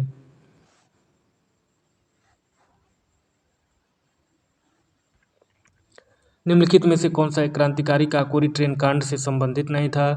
तो इस प्रश्न का जो सही उत्तर है वो विकल्प सी यानी कि खुदीराम बोस।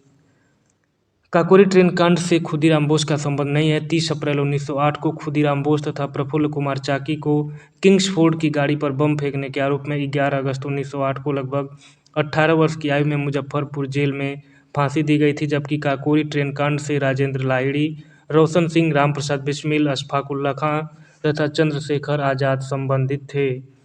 वर्तमान उत्तर प्रदेश में भारत के प्राचीनतम 16 महाजनपदों में से कुल कितने महाजनपद स्थित थे? तो इस प्रश्न का जो सही उत्तर है वह विकल्प सी यानी कि 16 महाजनपदों में से 8 महाजनपद उत्तर प्रदेश में स्थित थे।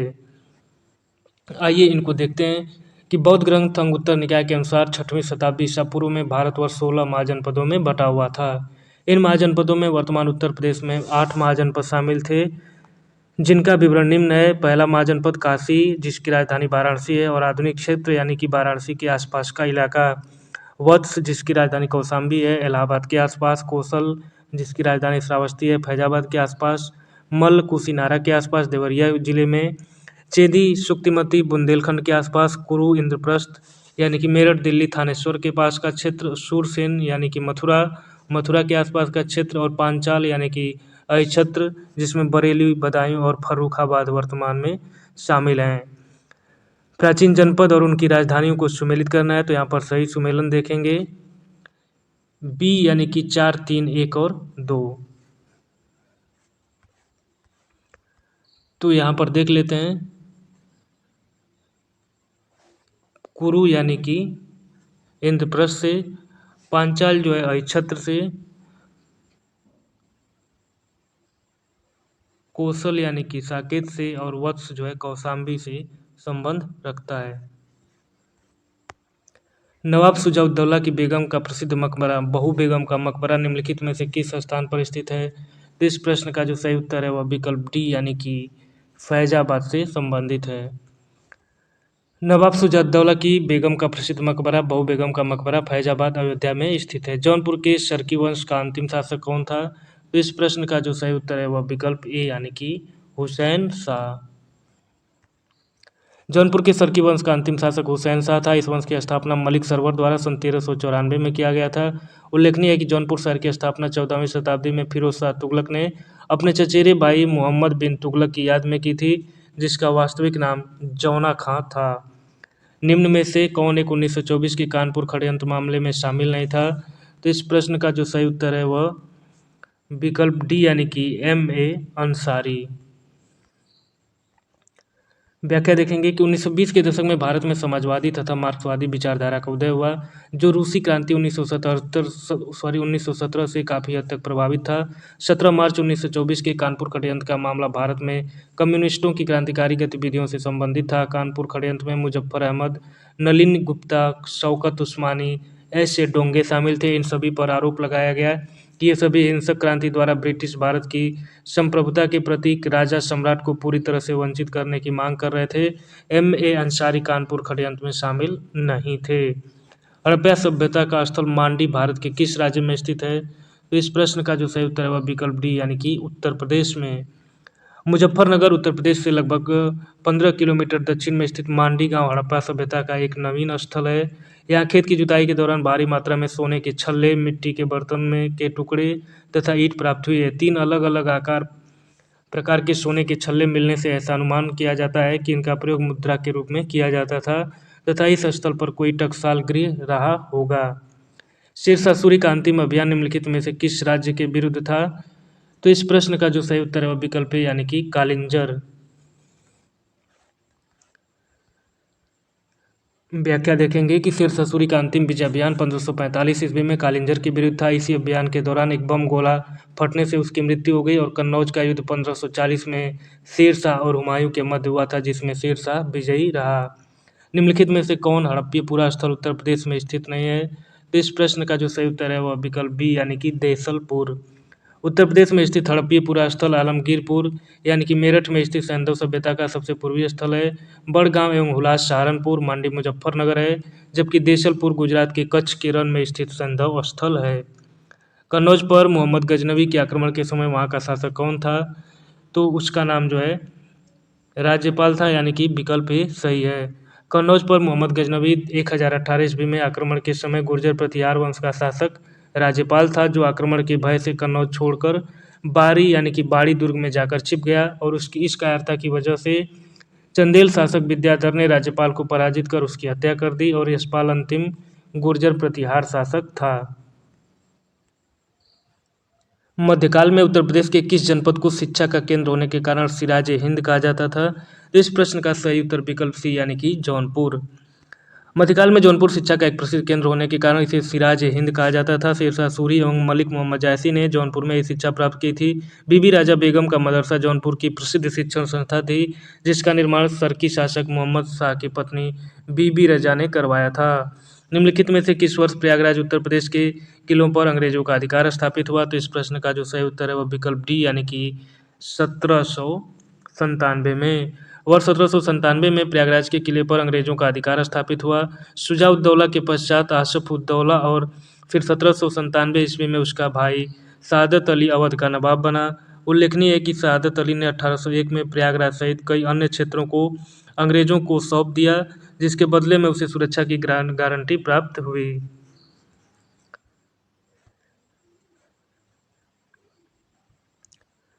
प्रश्न नंबर 92 देखते हैं कि सूची 1 को सूची 2 से सुमेलन करना है। भारतीय राष्ट्रीय कांग्रेस के अधिवेशन के संदर्भ में सूची 1 को सूची 2 से सुमेलित कीजिए तथा नीचे दिए गए कूट का प्रयोग करके सही उत्तर का चयन कीजिए। तो यहाँ पर बताना है कि किस वर्ष में किस स्थान पर अधिवेशन हुआ था। तो यहाँ पर हम सही सुमेलन ही देख लेते हैं कि मेरठ में कांग्रेस का 55वां अधिवेशन हुआ था, 1946 में हुआ था और इसके अध्यक्ष JB कृपलानी थे।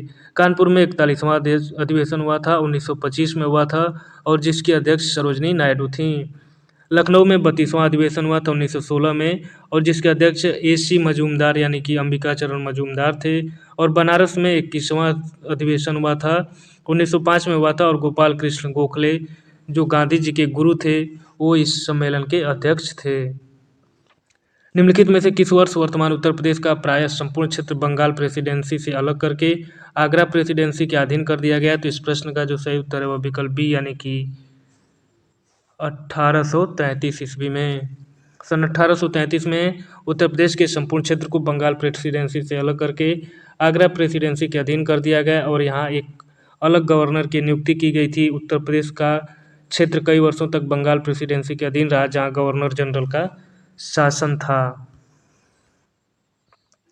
निम्नलिखित में से कौन सही सुमेलित नहीं है? पूर्व मध्यकालीन उत्तर प्रदेश के शहर और वर्तमान अवस्थिति। तो यहाँ पर पूरा हम सही सुमेलन ही देख लेते हैं, यानी कि कोइल क्षेत्र जो है अलीगढ़ में, महोत्सव नगर महोबा में, महोदय श्री कन्नौज में और जेजाग भुक्ति बुंदेलखंड में, या बुंदेलखंड का ही एक नाम था पहले जेजाग भुक्ति, कन्नौज को महोदय श्री, महोबा को महोत्सव नगर और अलीगढ़ को कोल या कोइल के नाम से जाना जाता था। निम्नलिखित में से किसे नगर महोदयश्री के नाम से जाना जाता था? तो इस प्रश्न का जो सही उत्तर है वह विकल्प डी यानी कि कन्नौज को महोदयश्री के नाम से जाना जाता था। अंग्रेजों के विरुद्ध बनारस विद्रोह का नेतृत्व किसने किया था? तो इस प्रश्न का जो सही उत्तर है वह विकल्प सी यानी कि राजा चेत सिंह ने। अंग्रेजों के विरुद्ध बनारस विद्रोह 1780 से 81 का नेतृत्व राजा चेत सिंह ने किया था। वारेन हेस्टिंग्स ने 1778 में राजा चेत सिंह से 5 लाख रुपया युद्ध कर के रूप में मांगा। चेत सिंह द्वारा मांगी गई रकम न देने पर वारेन हेस्टिंग ने उन्हें गिरफ्तार कर लिया। फलस्वरूप चेत सिंह के सैनिकों ने इस दुर्व्यवहार पर विद्रोह कर दिया और हेस्टिंग ने इस विद्रोह को सरलता से दबा दिया तथा चेत सिंह के भतीजे महीप नारायण को राजा बना दिया, जिसने 40 लाख रुपए वार्षिक कंपनी को देना स्वीकार कर लिया। काकोरी षड्यंत्र केस में प्रधान आरोपी पंडित राम प्रसाद बिस्मिल को उत्तर प्रदेश के किस शहर में फांसी दी गई थी? तो इस प्रश्न का जो सही उत्तर है वह विकल्प बी यानी कि गोरखपुर में। 19 दिसंबर 1927 को पंडित राम प्रसाद बिस्मिल को गोरखपुर जेल में काकोरी षड्यंत्र केस के आरोप में फांसी दी गई। 9 अगस्त 1925 को हुए काकोरी षड्यंत्र के आरोप में राम प्रसाद बिस्मिल, राजेंद्र लाहिड़ी, अशफाक उल्ला खां और रोशन सिंह को फांसी दी गई थी। राम प्रसाद बिस्मिल का जन्म 11 जून 1897 को शाहजहांपुर यानी कि उत्तर प्रदेश में हुआ था। अब उत्तर प्रदेश सरकार ने काकोरी कांड का नाम बदलकर काकोरी ट्रेन एक्शन कर दिया है। उत्तर प्रदेश में स्वाधीनता आंदोलन के समय ही एक अन्य एका बृहद जन आंदोलन प्रारंभ हुआ था, जिसका नेतृत्व किया था। इस प्रश्न का जो सही उत्तर है वह विकल्प डी यानी कि एका आंदोलन का नेतृत्व मदारी पासी ने किया था।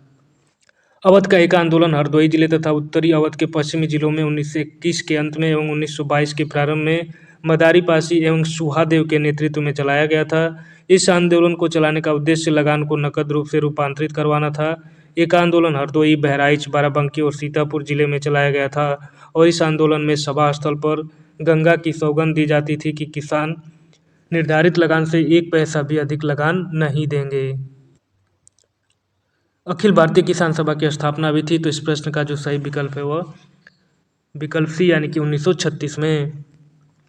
अप्रैल 1935 ईस्वी में संयुक्त प्रांत में किसान संघ की स्थापना हुई थी। इसी वर्ष एन.जी. रंगा और अन्य किसान नेताओं ने सभी प्रांतीय किसान सभाओं को मिलाकर एक अखिल भारतीय किसान संगठन बनाने की योजना बनाई। अपने इसी उद्देश्य को आगे बढ़ाते हुए किसान नेताओं ने 11 अप्रैल 1936 ईस्वी को लखनऊ में अखिल भारतीय किसान सभा की स्थापना की। स्वामी सहजानंद सरस्वती इसके अध्यक्ष तथा प्रो एन.जी. रंगा इसके महासचिव चुने गए। अखिल भारतीय किसान सभा को जवाहरलाल नेहरू ने भी संबोधित किया और इस अधिवेशन में 1 सितंबर 1936 ईस्वी को किसान दिवस के रूप में मनाने का निर्णय किया गया। लखनऊ में स्थित अखिल भारतीय किसान कांग्रेस के महासचिव के रूप में निम्नलिखित में से किसे चुना गया था? तो इस प्रश्न का जो सही उत्तर है वो विकल्प बी यानी कि एन.जी. रंगा को। उत्तर प्रदेश की संस्कृति का एक ऐतिहासिक पूर्वकाल है। इसमें निम्नलिखित में से कौन सम्मिलित है? यानी कि बुद्ध, राम, नवाब और महाराज। तो इस प्रश्न का जो सही उत्तर है वह विकल्प ए यानी कि 1, 2 और 3।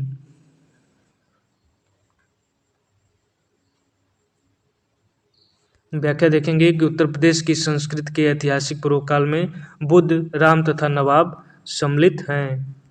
अवध राज्य का ब्रिटिश साम्राज्य में विलय हुआ था, कब हुआ था? तो इस प्रश्न का जो सही उत्तर है वह विकल्प ए यानी कि 1856 ईस्वी में। अवध का अंतिम नवाब वाजिद अली शाह 1847 से 1856 था। इसी के शासनकाल में अवध पर कुशासन का आरोप लगाकर 1856 ईस्वी में ब्रिटिश साम्राज्य में मिला लिया गया। डलहौजी ने अपने व्यवगत सिद्धांत के अंतर्गत सर्वप्रथम 1848 ईस्वी में सतारा राज्य को ब्रिटिश साम्राज्य में मिलाया। उसके बाद जैतपुर, उदयपुर, झांसी, नागपुर को ब्रिटिश साम्राज्य का अंग बनाया गया था। मंगल पांडे सिपाही थे। तो इस प्रश्न का जो उत्तर है उसमें थोड़ा सा कॉन्फ्लिक्ट है, तो आइए पूरा व्याख्या देखेंगे। मंगल पांडे 1827 से 1857 बैरकपुर की सैनिक छावनी में 34वीं बंगाल नेटिव इन्फेंट्री की पैदल सेना के 1446 नंबर के सिपाही थे। मंगल पांडे 1857 ईस्वी के प्रथम स्वतंत्रता संग्राम के अग्रदूत माने जाते हैं। महालवाड़ी प्रणाली कहाँ लागू की गई थी? तो इस प्रश्न का जो सही उत्तर है वह विकल्प बी यानी कि उत्तर प्रदेश में। मालवाड़ी व्यवस्था में उत्तर प्रदेश, मध्य प्रांत और पंजाब प्रांत आते थे, जो ब्रिटिश भारत के कुल भूभाग का 30% था। महालवाड़ी व्यवस्था क्या थी? तो महाल का तात्पर्य जागीर या गांव होता है। इस राजस्व व्यवस्था में प्रत्येक महाल या गांव के साथ संबंध स्थापित किया गया, कृषक के साथ नहीं। यह व्यवस्था ग्राम या महाल पर आधारित भूमि व्यवस्था के साथ रैयतवाड़ी बंदोबस्त की कुछ नीतियों को मिलाकर लागू की गई थी और हाल्ट मैकेंजी इसके जन्मदाता थे। महापरिनिर्वाण मंदिर अवस्थित है। तो इस प्रश्न का जो सही उत्तर है वह विकल्प ए यानी कि महापरिनिर्वाण मंदिर अवस्थित है कुशीनगर में। 5वीं सदी ईस्वी पूर्व का महापरिनिर्वाण मंदिर कुशीनगर में अवस्थित है और कुशीनगर के अन्य मंदिरों में रामाभर स्तूप, बिरला बुद्ध मंदिर और राम जानकी मंदिर प्रमुख हैं। महर्षि वाल्मीकि आश्रम स्थापित है। तो इस प्रश्न का जो सही उत्तर है वह विकल्प बी यानी कि महर्षि वाल्मीकि जी का जो आश्रम है वह बिठूर में स्थापित है। बिठूर उत्तर प्रदेश में कानपुर से 24 किलोमीटर दूर गंगा के किनारे पर बसा है। इसे प्राचीन काल में ब्रह्मवर्त तीर्थ कहा जाता था। रामायण के रचयिता महर्षि वाल्मीकि का आश्रम यहीं पर स्थित है। झांसी की रानी लक्ष्मीबाई कुछ काल तक यहीं रही। कार्तिक मास में यहाँ पर एक मेला लगता है। कालपी जालौन में ही व्यास व नरसिंह टीले हैं और ऐसी मान्यता है कि व्यास टीले के स्थान पर ऋषि व्यास का आश्रम था तथा नरसिंह टीले के स्थान पर राजा हिरण्य कश्यप का महल था, जहाँ प्रहलाद की रक्षा करने हेतु भगवान नरसिंह प्रकट हुए थे। और श्रावस्ती जैनियों के कुछ आश्रम हैं। भगवान बुद्ध भी इस स्थान पर कुछ समय तक रहे थे। वह प्राचीन स्थल जहाँ 60,000 मुनियों की सभा में संपूर्ण महाभारत कथा का वाचन किया गया था। तो इस प्रश्न का जो सही उत्तर है वह विकल्प डी यानी कि नैमिषारण्य। नैमिषारण्य में 60,000 मुनियों की सभा में संपूर्ण महाभारत कथा का वाचन किया गया था। नैमिषारण्य सीतापुर जनपद में स्थित है। पृथ्वी पर सत्य की स्थापना के लिए देवताओं ने यहीं पर वृत्रासुर के वध हेतु अस्त्र बनाने के लिए महर्षि दधीच से प्रार्थना की थी और नैमिषारण्य आध्यात्मिक विकास का केंद्र रहा है। यहाँ 88,000 ऋषियों की तपस्थली रही है और यहाँ 30,000 तीर्थ स्थल हैं। प्रसिद्ध नैमिषारण्य तीर्थ जनपद निम्न में से किस एक में उपस्थित है? तो इस प्रश्न का जो सही उत्तर है वह विकल्प सी यानी कि नैमिषारण्य जो है सीतापुर में स्थित है। यहाँ पर उत्तर प्रदेश में ऐतिहासिक इमारत और उनके स्थान से सुमेलन करना है, तो यहाँ पर सीधे उनका हम सही सुमेलन ही देख लेते हैं। यानी कि 84 गुंबद जालौन में, जामा मस्जिद मुरादाबाद में, बौद्ध स्तूप कुशीनगर में और कामतगिरी पर्वत चित्रकूट में है। और इस पर्वत की ऐसी मान्यता है कि अगर आप इस पर्वत की परिक्रमा करते हैं तो आपकी कोई भी जो भी मनोकामना रहती है वो पूर्ण हो जाती है। चित्रकूट में कामदगिरि पर्वत है। सूची 1 को सूची 2 से सुमेलन करना है तो यहाँ पर इसका जो है पूरा सटीक जो आंसर है वही देख लेते हैं कि घोसीताराम मठ जो है कौशाम्बी में, कुशीनगर में रामावर स्तूप, धमेख स्तूप सारनाथ में और सहेत में श्रावस्ती में स्थित है। निम्नलिखित में से आमिर खुसरो किस स्थान से संबंधित हैं? तो आमिर खुसरो से आपका गला छूटने वाला नहीं है। आमिर खुसरो आपको बार बार प्रश्नों में, परीक्षाओं में पूछे ही जाएंगे। तो इस प्रश्न का जो उत्तर है वह विकल्प बी यानी कि आमिर खुसरो जो है एटा, कासगंज, पटियाली, ये तीनों जो प्रश्नों उत्तर में लिखा रहता है तो जो भी आपको मिले वो आप लगाएंगे, यानी कि एटा, कासगंज, पटियाली ये तीनों जो है आमिर खुसरो से संबंध रखते हैं।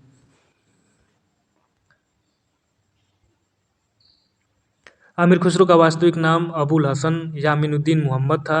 इनका जन्म उत्तर प्रदेश के कासगंज जिले के पटियाली नामक ग्राम में हुआ था। खुसरो को हिंदुस्तानी खड़ी बोली का पहला लोकप्रिय कवि माना जाता है और इन्हें तूती ए हिंद के नाम से भी जाना जाता है। कालपी नगर किस नदी के तट पर स्थित है? तो इस प्रश्न का जो सही उत्तर है वह विकल्प बी यानी कि यमुना नदी के तट पर स्थित है। कालपी उत्तर प्रदेश के जालौन जिलों में यमुना नदी के किनारे स्थित है और यह नदी यमुना बृहद चाप के आकार में प्रदेश के सहारनपुर, मुजफ्फरनगर, मेरठ, गाजियाबाद, बुलंदशहर, अलीगढ़, मथुरा, आगरा, इटावा, जालौन, हमीरपुर, बांदा, फतेहपुर और प्रयागराज आदि 19 जिलों में बहती हुई प्रयाग में गंगा से मिल जाती है। उत्तर प्रदेश का प्राचीनतम जीवंत नगर है तो इस प्रश्न का जो सही उत्तर है काशी वाराणसी। उत्तर प्रदेश का प्राचीनतम जीवंत नगर वाराणसी है। वाराणसी संसार के प्राचीनतम सब बसे शहरों में से एक है। इसे बनारस और काशी भी कहते हैं। हिंदू धर्म में सर्वाधिक पवित्र नगरों में से एक वाराणसी को माना जाता है और इसे अविमुक्त क्षेत्र कहा जाता है। गुप्त काल में टेराकोटा यानी कि पक्की मिट्टी ईंटों से बना भीतर गांव मंदिर उत्तर प्रदेश के किस स्थान पर स्थित है? तो इस प्रश्न का जो सही उत्तर है वह विकल्प बी यानी कि भीतर गांव का मंदिर कानपुर में स्थित है। भीतरगांव उत्तर प्रदेश के कानपुर जिले में स्थित है। यहाँ गुप्तकालीन मंदिर के अवशेष उपलब्ध हैं जो गुप्तकालीन वास्तुकला के सुंदर नमूनों में से एक है। ईंटों का बना यह मंदिर अपनी सुरक्षित तथा उत्तर सांचे में ढली ईंटों के कारण विशेष रूप से प्रसिद्ध है। इसकी छत शिखरमयी है तथा बाहर की दीवारों के ताकों में मृणमय मूर्तियां दिखाई पड़ती हैं। वाराणसी के विश्वनाथ मंदिर का निर्माण करवाया गया था किसके द्वारा? तो इस प्रश्न का जो सही उत्तर है वह विकल्प ए यानी कि रानी अहिल्याबाई के द्वारा। काशी यानी वाराणसी को भगवान शिव की नगरी कहा जाता है। भगवान शिव के 12 ज्योतिर्लिंगों में काशी विश्वनाथ मंदिर भी शामिल है। काशी विश्वनाथ मंदिर वाराणसी में गंगा नदी के तट पर स्थित है और इस मंदिर का 3500 वर्ष का लिखित इतिहास है। बार बार के हमलों और पुनः निर्मित किए जाने के बाद मंदिर के वर्तमान स्वरूप का निर्माण 1780 में इंदौर की महारानी अहिल्याबाई होलकर ने करवाया था और इस समय तो कहना ही क्या है, इतना भव्य निर्माण बीजेपी यानी कि मोदी जी के द्वारा करवाया गया है। महर्षि वाल्मीकि का आश्रम ब्रह्मवर्त में स्थित था जो वर्तमान में उत्तर प्रदेश के किस जगह पर है? तो उस प्रश्न का जो सही उत्तर है वह विकल्प ए यानी कि बिठूर में। महर्षि वाल्मीकि का आश्रम ब्रह्मवर्त में स्थित था जो वर्तमान में उत्तर प्रदेश के बिठूर में है। वाल्मीकि आश्रम वह स्थल है जहाँ ऋषि वाल्मीकि ने महाकाव्य रामायण की रचना की थी। यही वह स्थल है जहाँ माता सीता ने अपने निर्वासन के दिनों में शरण ली थी और अपने जुड़वा पुत्रों लव व कुश को जन्म दिया था। फर्रुखाबाद में गंगा नदी के किनारे मुगल घाट का निर्माण बादशाह ने करवाया था। तो इस प्रश्न में थोड़ा सा कॉन्फ्लिक्ट है तो पूरा हम व्याख्या देखेंगे कि फर्रुखाबाद उत्तर प्रदेश का एक ऐतिहासिक शहर है जिसमें गंगा यमुना तहजीब की परंपराओं द्वारा परिभाषित समृद्ध संस्कृति है जो हिंदू और मुस्लिम सांस्कृतिक प्रथाओं, अनुष्ठानों, लोक व भाषाई परंपराओं को जोड़ता है। फर्रुखाबाद की स्थापना 1714 में नवाब मोहम्मद खान बंगश ने की थी। फर्रुखाबाद का नाम मुगल बादशाह फर्रुखसियर के नाम पर रखा गया है और काशी की तरह यहाँ पर गली गली में शिवालय स्थित है। काशी की तरह यहाँ पांचाल घाट यानी कि घटिया घाट पर ऐतिहासिक विश्राम स्थल और पक्के घाट बने हुए हैं। नरसिंह की सबसे ऊंची शैलोत्कीर्ण प्रतिमा कहाँ पाई गई है? तो इस प्रश्न का जो सही उत्तर है वह विकल्प बी यानी कि दुधई में पाई गई है। उत्तर प्रदेश के ललितपुर जिले में आने वाले दुधई गांव में नरसिंह भगवान की सबसे ऊंची शैलोत्कीर्ण प्रतिमा प्राप्त हुई। यह प्रतिमा 35 फीट ऊंची है और इस प्रतिमा का मुख शेर और शरीर मनुष्य का दिखाया गया है जो हिरण्यकश्यप का वध कर रहे हैं और यहाँ पर गुप्त वंशीय अनेक मूर्तियाँ और मंदिर मौजूद हैं। कुशीनगर बौद्धों के लिए महत्वपूर्ण है क्योंकि गौतम बुद्ध। इस प्रश्न का जो सही उत्तर है वह विकल्प डी यानी कि यहीं पर उनका देहावसान हुआ था। कुशीनगर बौद्धों के लिए महत्वपूर्ण स्थल है क्योंकि गौतम बुद्ध ने यहाँ परिनिर्वाण मोक्ष प्राप्त किया था। कुशीनगर, प्राचीन काल में कुशीनगर में बुद्ध की मृत्यु 483 ईस्वी पूर्व में हुई थी और यहाँ पर बुद्ध के 8 स्तूपों में से एक स्तूप बना है जिसे रामबन स्तूप कहा जाता है और जहाँ बुद्ध की अस्थियाँ रखी हैं। कुशीनगर बौद्ध लोगों का एक लोकप्रिय पर्यटन स्थल है, यहाँ पर है, तो यहाँ पर क्या है, तो इस प्रश्न का जो सही उत्तर है वह विकल्प डी यानी कि यहाँ पर रामभर स्तूप है।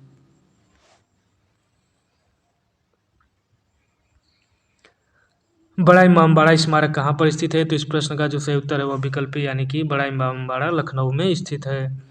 बड़ा इमामबाड़ा लखनऊ की एक ऐतिहासिक धरोहर है, इसे भूल भुलैया भी कहते हैं। इसका निर्माण आसफउद्दौला ने वर्ष 1784 में करवाया था। यह विशाल गुंबदनुमा हाल 50 मीटर लंबा और 15 मीटर ऊंचा है। इस इमामबाड़ा में एक असरी मस्जिद भी है जहाँ गैर मुस्लिम लोगों को प्रवेश की अनुमति नहीं है और मस्जिद परिसर के आंगन में 2 ऊंची मीनारें हैं। गोसीताराम, जहाँ बुद्ध कुछ समय के लिए रुके थे, कहाँ स्थित था, तो इस प्रश्न का जो सही उत्तर हुआ विकल्प डी यानी कि कौशाम्बी में। गौसीताराम उत्तर प्रदेश के कौशाम्बी जिले में स्थित एक प्रसिद्ध उद्यान था। गौसीताराम उद्यान महात्मा बुद्ध के निवास के लिए बनवाया गया था। श्रेष्ठी घोषित का भवन कौशाम्बी नगर के दक्षिण पूर्वी कोने में स्थित था। मुंशी प्रेमचंद का जन्म कहाँ हुआ था, तो इस प्रश्न का जो सही उत्तर है वह विकल्प डी यानी कि वाराणसी में। उपन्यास सम्राट प्रेमचंद का जन्म काशी वाराणसी के निकट लम्हई नामक ग्राम में 31 जुलाई 1880 ईस्वी को हुआ था।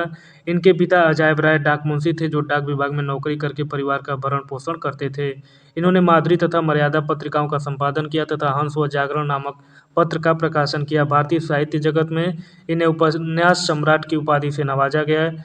इनकी कुछ प्रसिद्ध कृतियाँ गोदान, कर्मभूमि, प्रेमाश्रम, रंगभूमि, गबन, करबला, प्रेम की बेदी, सेवा सदन, मानसरोवर कहानी संग्रह हैं। भव्य जैन स्तूप के अवशेष को कंकाली टीला के पास खोद कर निकाला गया जो कि स्थित है, तो कहाँ पर स्थित है, तो कंकाली टीला जो है विकल्प सी यानी कि मथुरा में स्थित है। कंकाली टीला मथुरा में स्थित एक टीला है। इस टीले पर कंकाली देवी का मंदिर है, इसलिए इसका नाम कंकाली टीला है।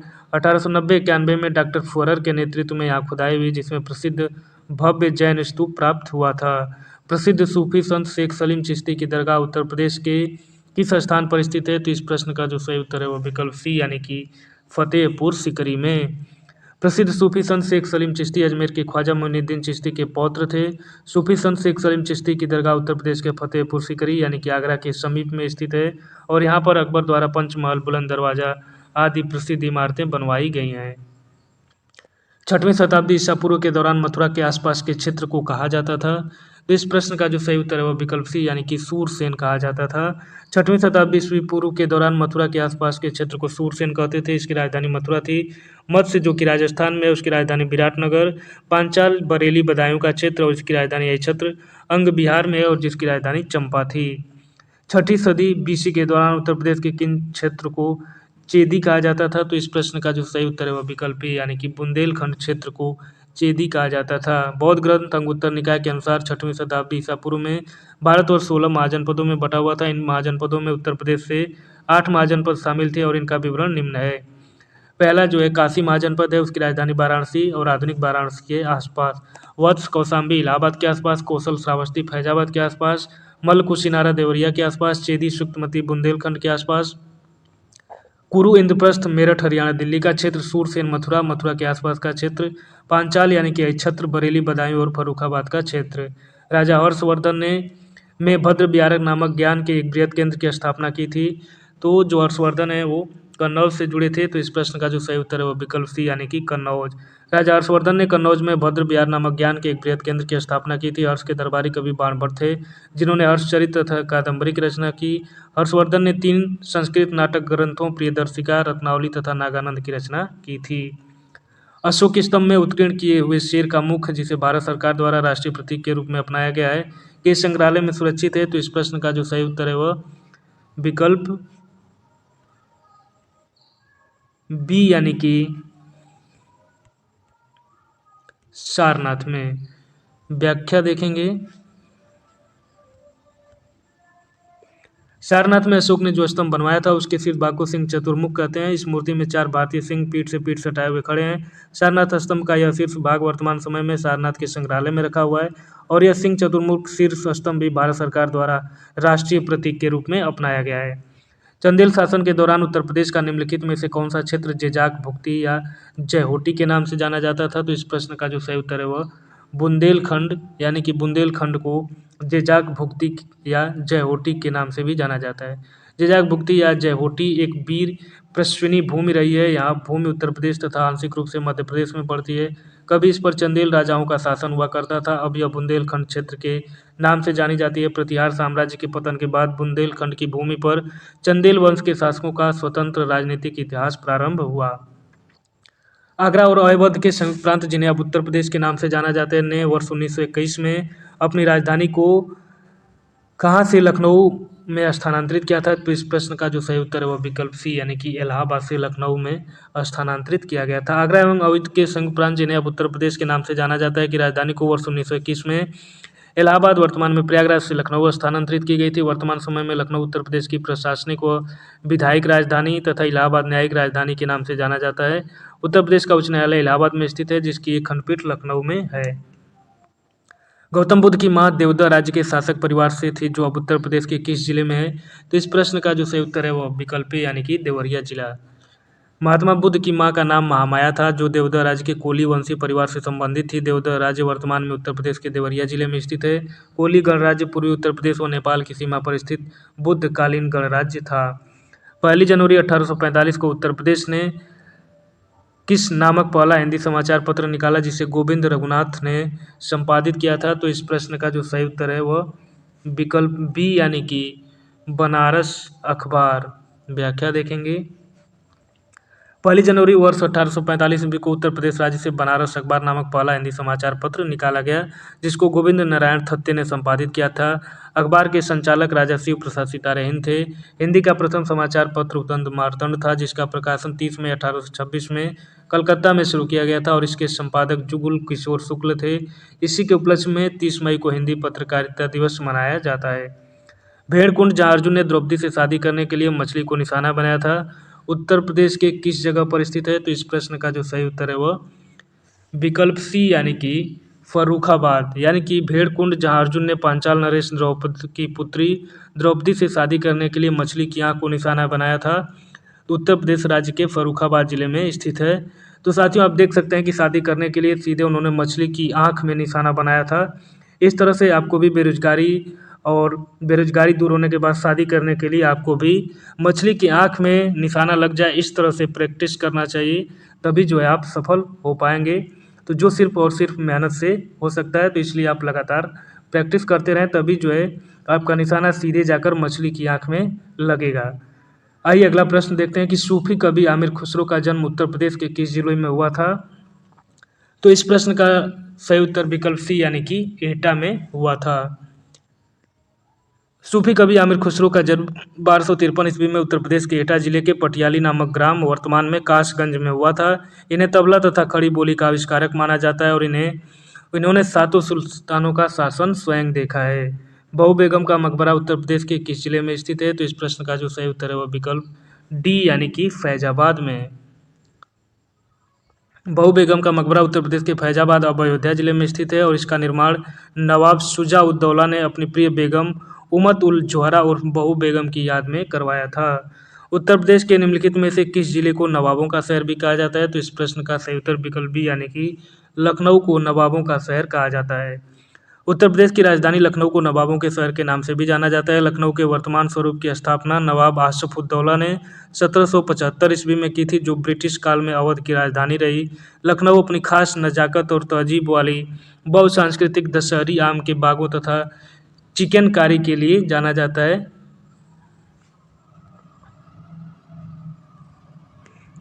अगला प्रश्न देखेंगे कि उत्तर प्रदेश में किस धर्म के अनुयायी सबसे कम है। तो इस प्रश्न का जो सही उत्तर है वह विकल्प सी यानी कि पारसी धर्म। उत्तर प्रदेश में पारसी धर्म के अनुयायियों की जनसंख्या सबसे कम है। उत्तर प्रदेश में धार्मिक समुदाय और उनकी जनसंख्या का प्रतिशत इस प्रकार है। हिंदू जो है 79.73%, मुस्लिम जो है 19.26%, सिख जो है 0.32%, ईसाई 0.18%, जैन 0.11%, बौद्ध 0.10%, अन्य में 0.01%, 2011 की जनगणना के अनुसार। 14वीं शताब्दी की प्रसिद्ध मस्जिद, जिसे अटाला मस्जिद कहा जाता है, उत्तर प्रदेश के किस शहर में स्थित है। तो इस प्रश्न का जो सही उत्तर है वह विकल्प सी यानी कि जौनपुर। अटाला मस्जिद उत्तर प्रदेश के जौनपुर जिले में स्थित है। अटाला मस्जिद को सरकी राजवंश के इब्राहिम शाह सरकी ने 1408 ईस्वी में बनवाया था और अटाला मस्जिद सरकी स्थापत्य शैली का उत्तम नमूना है। अवध राज्य, जिसे अवध भी कहा जाता है, पर 1722 से 1856 तक मुस्लिम शासकों का शासन था। अवध पर शासन करते समय शासकों ने निम्नलिखित में से कौन सी उपाधि अपनाई थी? तो इस प्रश्न का जो सही उत्तर है वह विकल्प सी यानी कि नवाब की उपाधि अपनाई थी। अवध के शासक ने नवाब की उपाधि अपनाई थी। अवध की स्थापना स्वतंत्र राज्य के रूप में 1772 में सादत खां बुरहान उल मुल्क ने की थी और अवध का अंतिम नवाब वाजिद अली शाह था। 1856 में लॉर्ड डलहौजी ने अवध को ब्रिटिश शासन के अधीन कर लिया हड़प नीति के आधार पर। उत्तर प्रदेश के किस शहर में ऐतिहासिक स्मारक जैसे बड़ा इमामबाड़ा और छोटा इमामबाड़ा स्थित है? तो इस प्रश्न का जो सही उत्तर है वह विकल्प बी यानी कि लखनऊ। उत्तर प्रदेश के लखनऊ शहर में ऐतिहासिक स्मारक बड़ा इमामबाड़ा और छोटा इमामबाड़ा स्थित है। इसे भूल भुलैया भी कहते हैं। बड़ा इमामबाड़ा असाफुद्दौला ने बनवाया था। इसमें आसिफी मस्जिद भी है जहाँ पर गैर मुस्लिमों का प्रवेश वर्जित है। मस्जिद परिसर के आंगन में 2 ऊंची ऊंची मीनारें हैं। निम्नलिखित में किसे शेर ए बलिया के नाम से जाना जाता था? तो इस प्रश्न का जो सही उत्तर है वह विकल्प सी यानी कि चित्तू पांडे को शेर ए बलिया के नाम से जाना जाता है। चित्तू पांडे भारत के स्वतंत्रता संग्राम सेनानी थे जिन्हें शेर ए बलिया के नाम से जाना जाता है। उन्होंने वर्ष 1942 में बलिया में भारत छोड़ो आंदोलन में महत्वपूर्ण भूमिका निभाई थी और 19 अगस्त 1942 को बलिया में स्थापित अस्थायी सरकार का नेतृत्व किया था। अवध की रियासत में उस प्रसिद्ध योद्धा बेगम का नाम क्या है जिन्होंने 1857 के विद्रोह में अंग्रेजों के साथ होने वाली लड़ाई में भाग लिया था?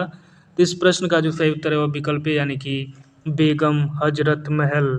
लखनऊ अवध में 1857 विद्रोह का प्रारंभ 4 जून 1857 को हुआ था। उस समय अवध की रियासत की प्रसिद्ध योद्धा बेगम हजरत महल थी। उन्होंने अपने अल्पवयस्क बेटे बिरजिश कादिर को नवाब घोषित कर प्रशासन को खुद संभाल लिया और समानांतर सरकार की स्थापना की। अंत में सितंबर 1858 में कैम्पबेल ने गोरखा रेजिमेंट की सहायता से लखनऊ पर पुनः अधिकार कर लिया। परमहंस योगानंद गिरी जिन्होंने पश्चिम को योग के ज्ञान से परिचित कराया का जन्म हुआ था? तो इस प्रश्न का जो सही उत्तर है वह विकल्प सी यानी कि उनका जन्म गोरखपुर में हुआ था। परमहंस श्री योगानंद गिरी यानी कि मुकुंद लाल घोष का जन्म 5 जनवरी 1893 को गोरखपुर उत्तर प्रदेश में हुआ था। श्री योगानंद 20वीं सदी के एक प्रसिद्ध आध्यात्मिक गुरु, योगी तथा संत थे। इन्होंने पश्चिम में योग दर्शन की शिक्षाओं के प्रसार के साथ साथ अपने अनुयायियों को क्रिया योग उपदेश दिया तथा पूरे विश्व में इसका प्रचार प्रसार किया। वर्ष 1857 के विद्रोह में कानपुर के नेता कौन थे? तो इस प्रश्न का जो सही उत्तर है वह विकल्प सी यानी कि कानपुर में 1857 के विद्रोह के नेता नाना साहेब थे। वर्ष 1857 के विद्रोह में कानपुर के नेता नाना साहेब थे। वर्ष 1857 के भारतीय विद्रोह, जिसे प्रथम भारतीय स्वतंत्रता संग्राम सिपाही विद्रोह के नाम से जाना जाता है, इस विद्रोह के विभिन्न राजनीतिक, आर्थिक, धार्मिक, सैनिक तथा सामाजिक कारण बताए जाते हैं। यह ईस्ट इंडिया कंपनी के खिलाफ प्रथम व्यापक विद्रोह था। इस विद्रोह के कुछ भारतीय नेता रानी लक्ष्मीबाई झांसी से, कुंवर सिंह बिहार से, बहादुर शाह दिल्ली से, नाना साहेब कानपुर से, बेगम हजरत महल लखनऊ से आदि थे। इखलास खान का रोजा मकबरा उत्तर प्रदेश के निम्नलिखित में से किस जिले में स्थित है? तो इस प्रश्न का जो सही उत्तर है वह जो है विकल्प डी यानी कि बदायूं में। इखलास खान का रोजा मकबरा उत्तर प्रदेश के बदायूं जिले में है। नवाब इखलास खान की बेगम ने अपने शौहर की याद में मकबरे का निर्माण कराया था जिसे इखलास खां के रोजा के नाम से जाना जाता है और इस मकबरे का निर्माण 1094 हिजरी सन 1690 में कराया गया और इस मकबरे की लंबाई 152 फुट और चौड़ाई 150 फुट है। सारनाथ वह पवित्र स्थान है जहां भगवान बुद्ध ने अपना पहला उपदेश दिया था। वह निम्नलिखित किस शहर के बहुत नज़दीक स्थित है? तो इस प्रश्न का जो सही उत्तर है वह विकल्प डी यानी कि सारनाथ जो है वो वाराणसी के समीप स्थित है। सारनाथ वह पवित्र स्थान है जहां भगवान बुद्ध ने अपना पहला उपदेश दिया था। वर्तमान में सारनाथ वाराणसी शहर के निकट स्थित है। जब आप ट्रेन से यात्रा करेंगे, जब आप वाराणसी से गोरखपुर की तरफ जाएंगे तो आपको सारनाथ स्टेशन मिलता है। तो वाराणसी के बहुत ही करीब सारनाथ है। महात्मा बुद्ध ने ज्ञान प्राप्ति के पश्चात अपने मत का प्रचार प्रारंभ किया तथा अरुवेला से वे सबसे पहले ऋषिपत्तनम यानी कि सारनाथ आए। यहाँ उन्होंने 5 ब्राह्मण सन्यासियों को पहला उपदेश दिया। इस उपदेश को धर्म चक्र परिवर्तन कहा जाता है तथा महात्मा बुद्ध ने सर्वाधिक उपदेश श्रावस्ती में दिए थे। इसके अलावा कौशल, वैशाली, कौशाम्बी में भी अपने उपदेश दिए। इनके उपदेश की भाषा पाली थी और इनके प्रमुख अनुयायी शासक बिंबिसार, प्रसेनजीत व उदयीन थे। उत्तर प्रदेश को पहले संयुक्त प्रांत के रूप में जाना जाता था। इसे किस वर्ष उत्तर प्रदेश का नाम दिया गया? तो इस प्रश्न का जो सही उत्तर है वह विकल्प सी यानी कि 1950 में। 1 अप्रैल 1937 को ब्रिटिश शासन के दौरान उत्तर प्रदेश का संयुक्त प्रांत आगरा व अवध के रूप में स्थापित किया गया था। ब्रिटिश शासनकाल में इसे संयुक्त प्रांत कहा जाता था, जिसे 24 नवंबर 1950 को बदलकर उत्तर प्रदेश किया गया। 9 नवंबर 2000 को इससे एक नया राज्य उत्तराखंड उत्तर प्रदेश के 13 जिलों को काटकर बनाया गया और उत्तर प्रदेश दिवस 24 जनवरी को मनाया जाता है। तो इनमें से कई फैक्ट हो गए कि आपको उत्तराखंड का गठन 9 नवंबर 2000 को 13 जिलों को काटकर किया गया था और उत्तर प्रदेश दिवस जो है 24 जनवरी को मनाया जाता है। साथियों, इलाहाबाद में 1857 में विद्रोह का नेतृत्व किसने किया था? तो इस प्रश्न का जो सही उत्तर है वो विकल्प बी यानी कि लियाकत अली ने इलाहाबाद में किया था। यहाँ पर केंद्र देख लेते हैं उनका नेतृत्व, तो झांसी से रानी लक्ष्मीबाई और तात्या टोपे, इलाहाबाद से लियाकत अली, जगदीशपुर से कुंवर सिंह और कानपुर से नाना साहब और तात्या टोपे ने।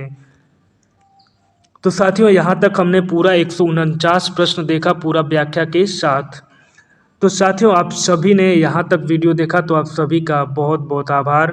जो भी साथी चैनल पर नए जुड़े हैं उन साथियों से आग्रह है कि प्लीज़ इस चैनल को सब्सक्राइब कर लें और पुराने साथियों से यह उम्मीद की जाती है कि आप वीडियो को ज़रूर शुरुआत से अंत तक देखे होंगे। यह वीडियो साथियों काफ़ी लंबा हो गया है, लेकिन क्या किया जाए, क्योंकि सीक्वेंस को तोड़ देने पर जो है कि पढ़ने का मज़ा बेकार हो जाता है, इसलिए मैंने पूरा कोशिश किया है कि पूरा कंप्लीट वीडियो जो उत्तर प्रदेश के इतिहास से संबंधित है, वीडियो चाहे भला ही लंबा हो जाए लेकिन आपको पूरा जो कंटेंट है व्याख्या सहित वो आपको यहाँ पर दे दिया गया है। तो आप इस प्रश्न का अगर 1 से 2 बार रिवीजन करेंगे तो आपको जो उत्तर प्रदेश के इतिहास से अभी तक जितने भी प्रश्न पूछे गए हैं वो सब आपको कंठस्थ हो जाएंगे अगर आप वीडियो को 1 से 2 बार देख लेंगे। तो आप सभी साथियों का बहुत बहुत धन्यवाद। आप सभी साथियों को बहुत बहुत नमस्कार।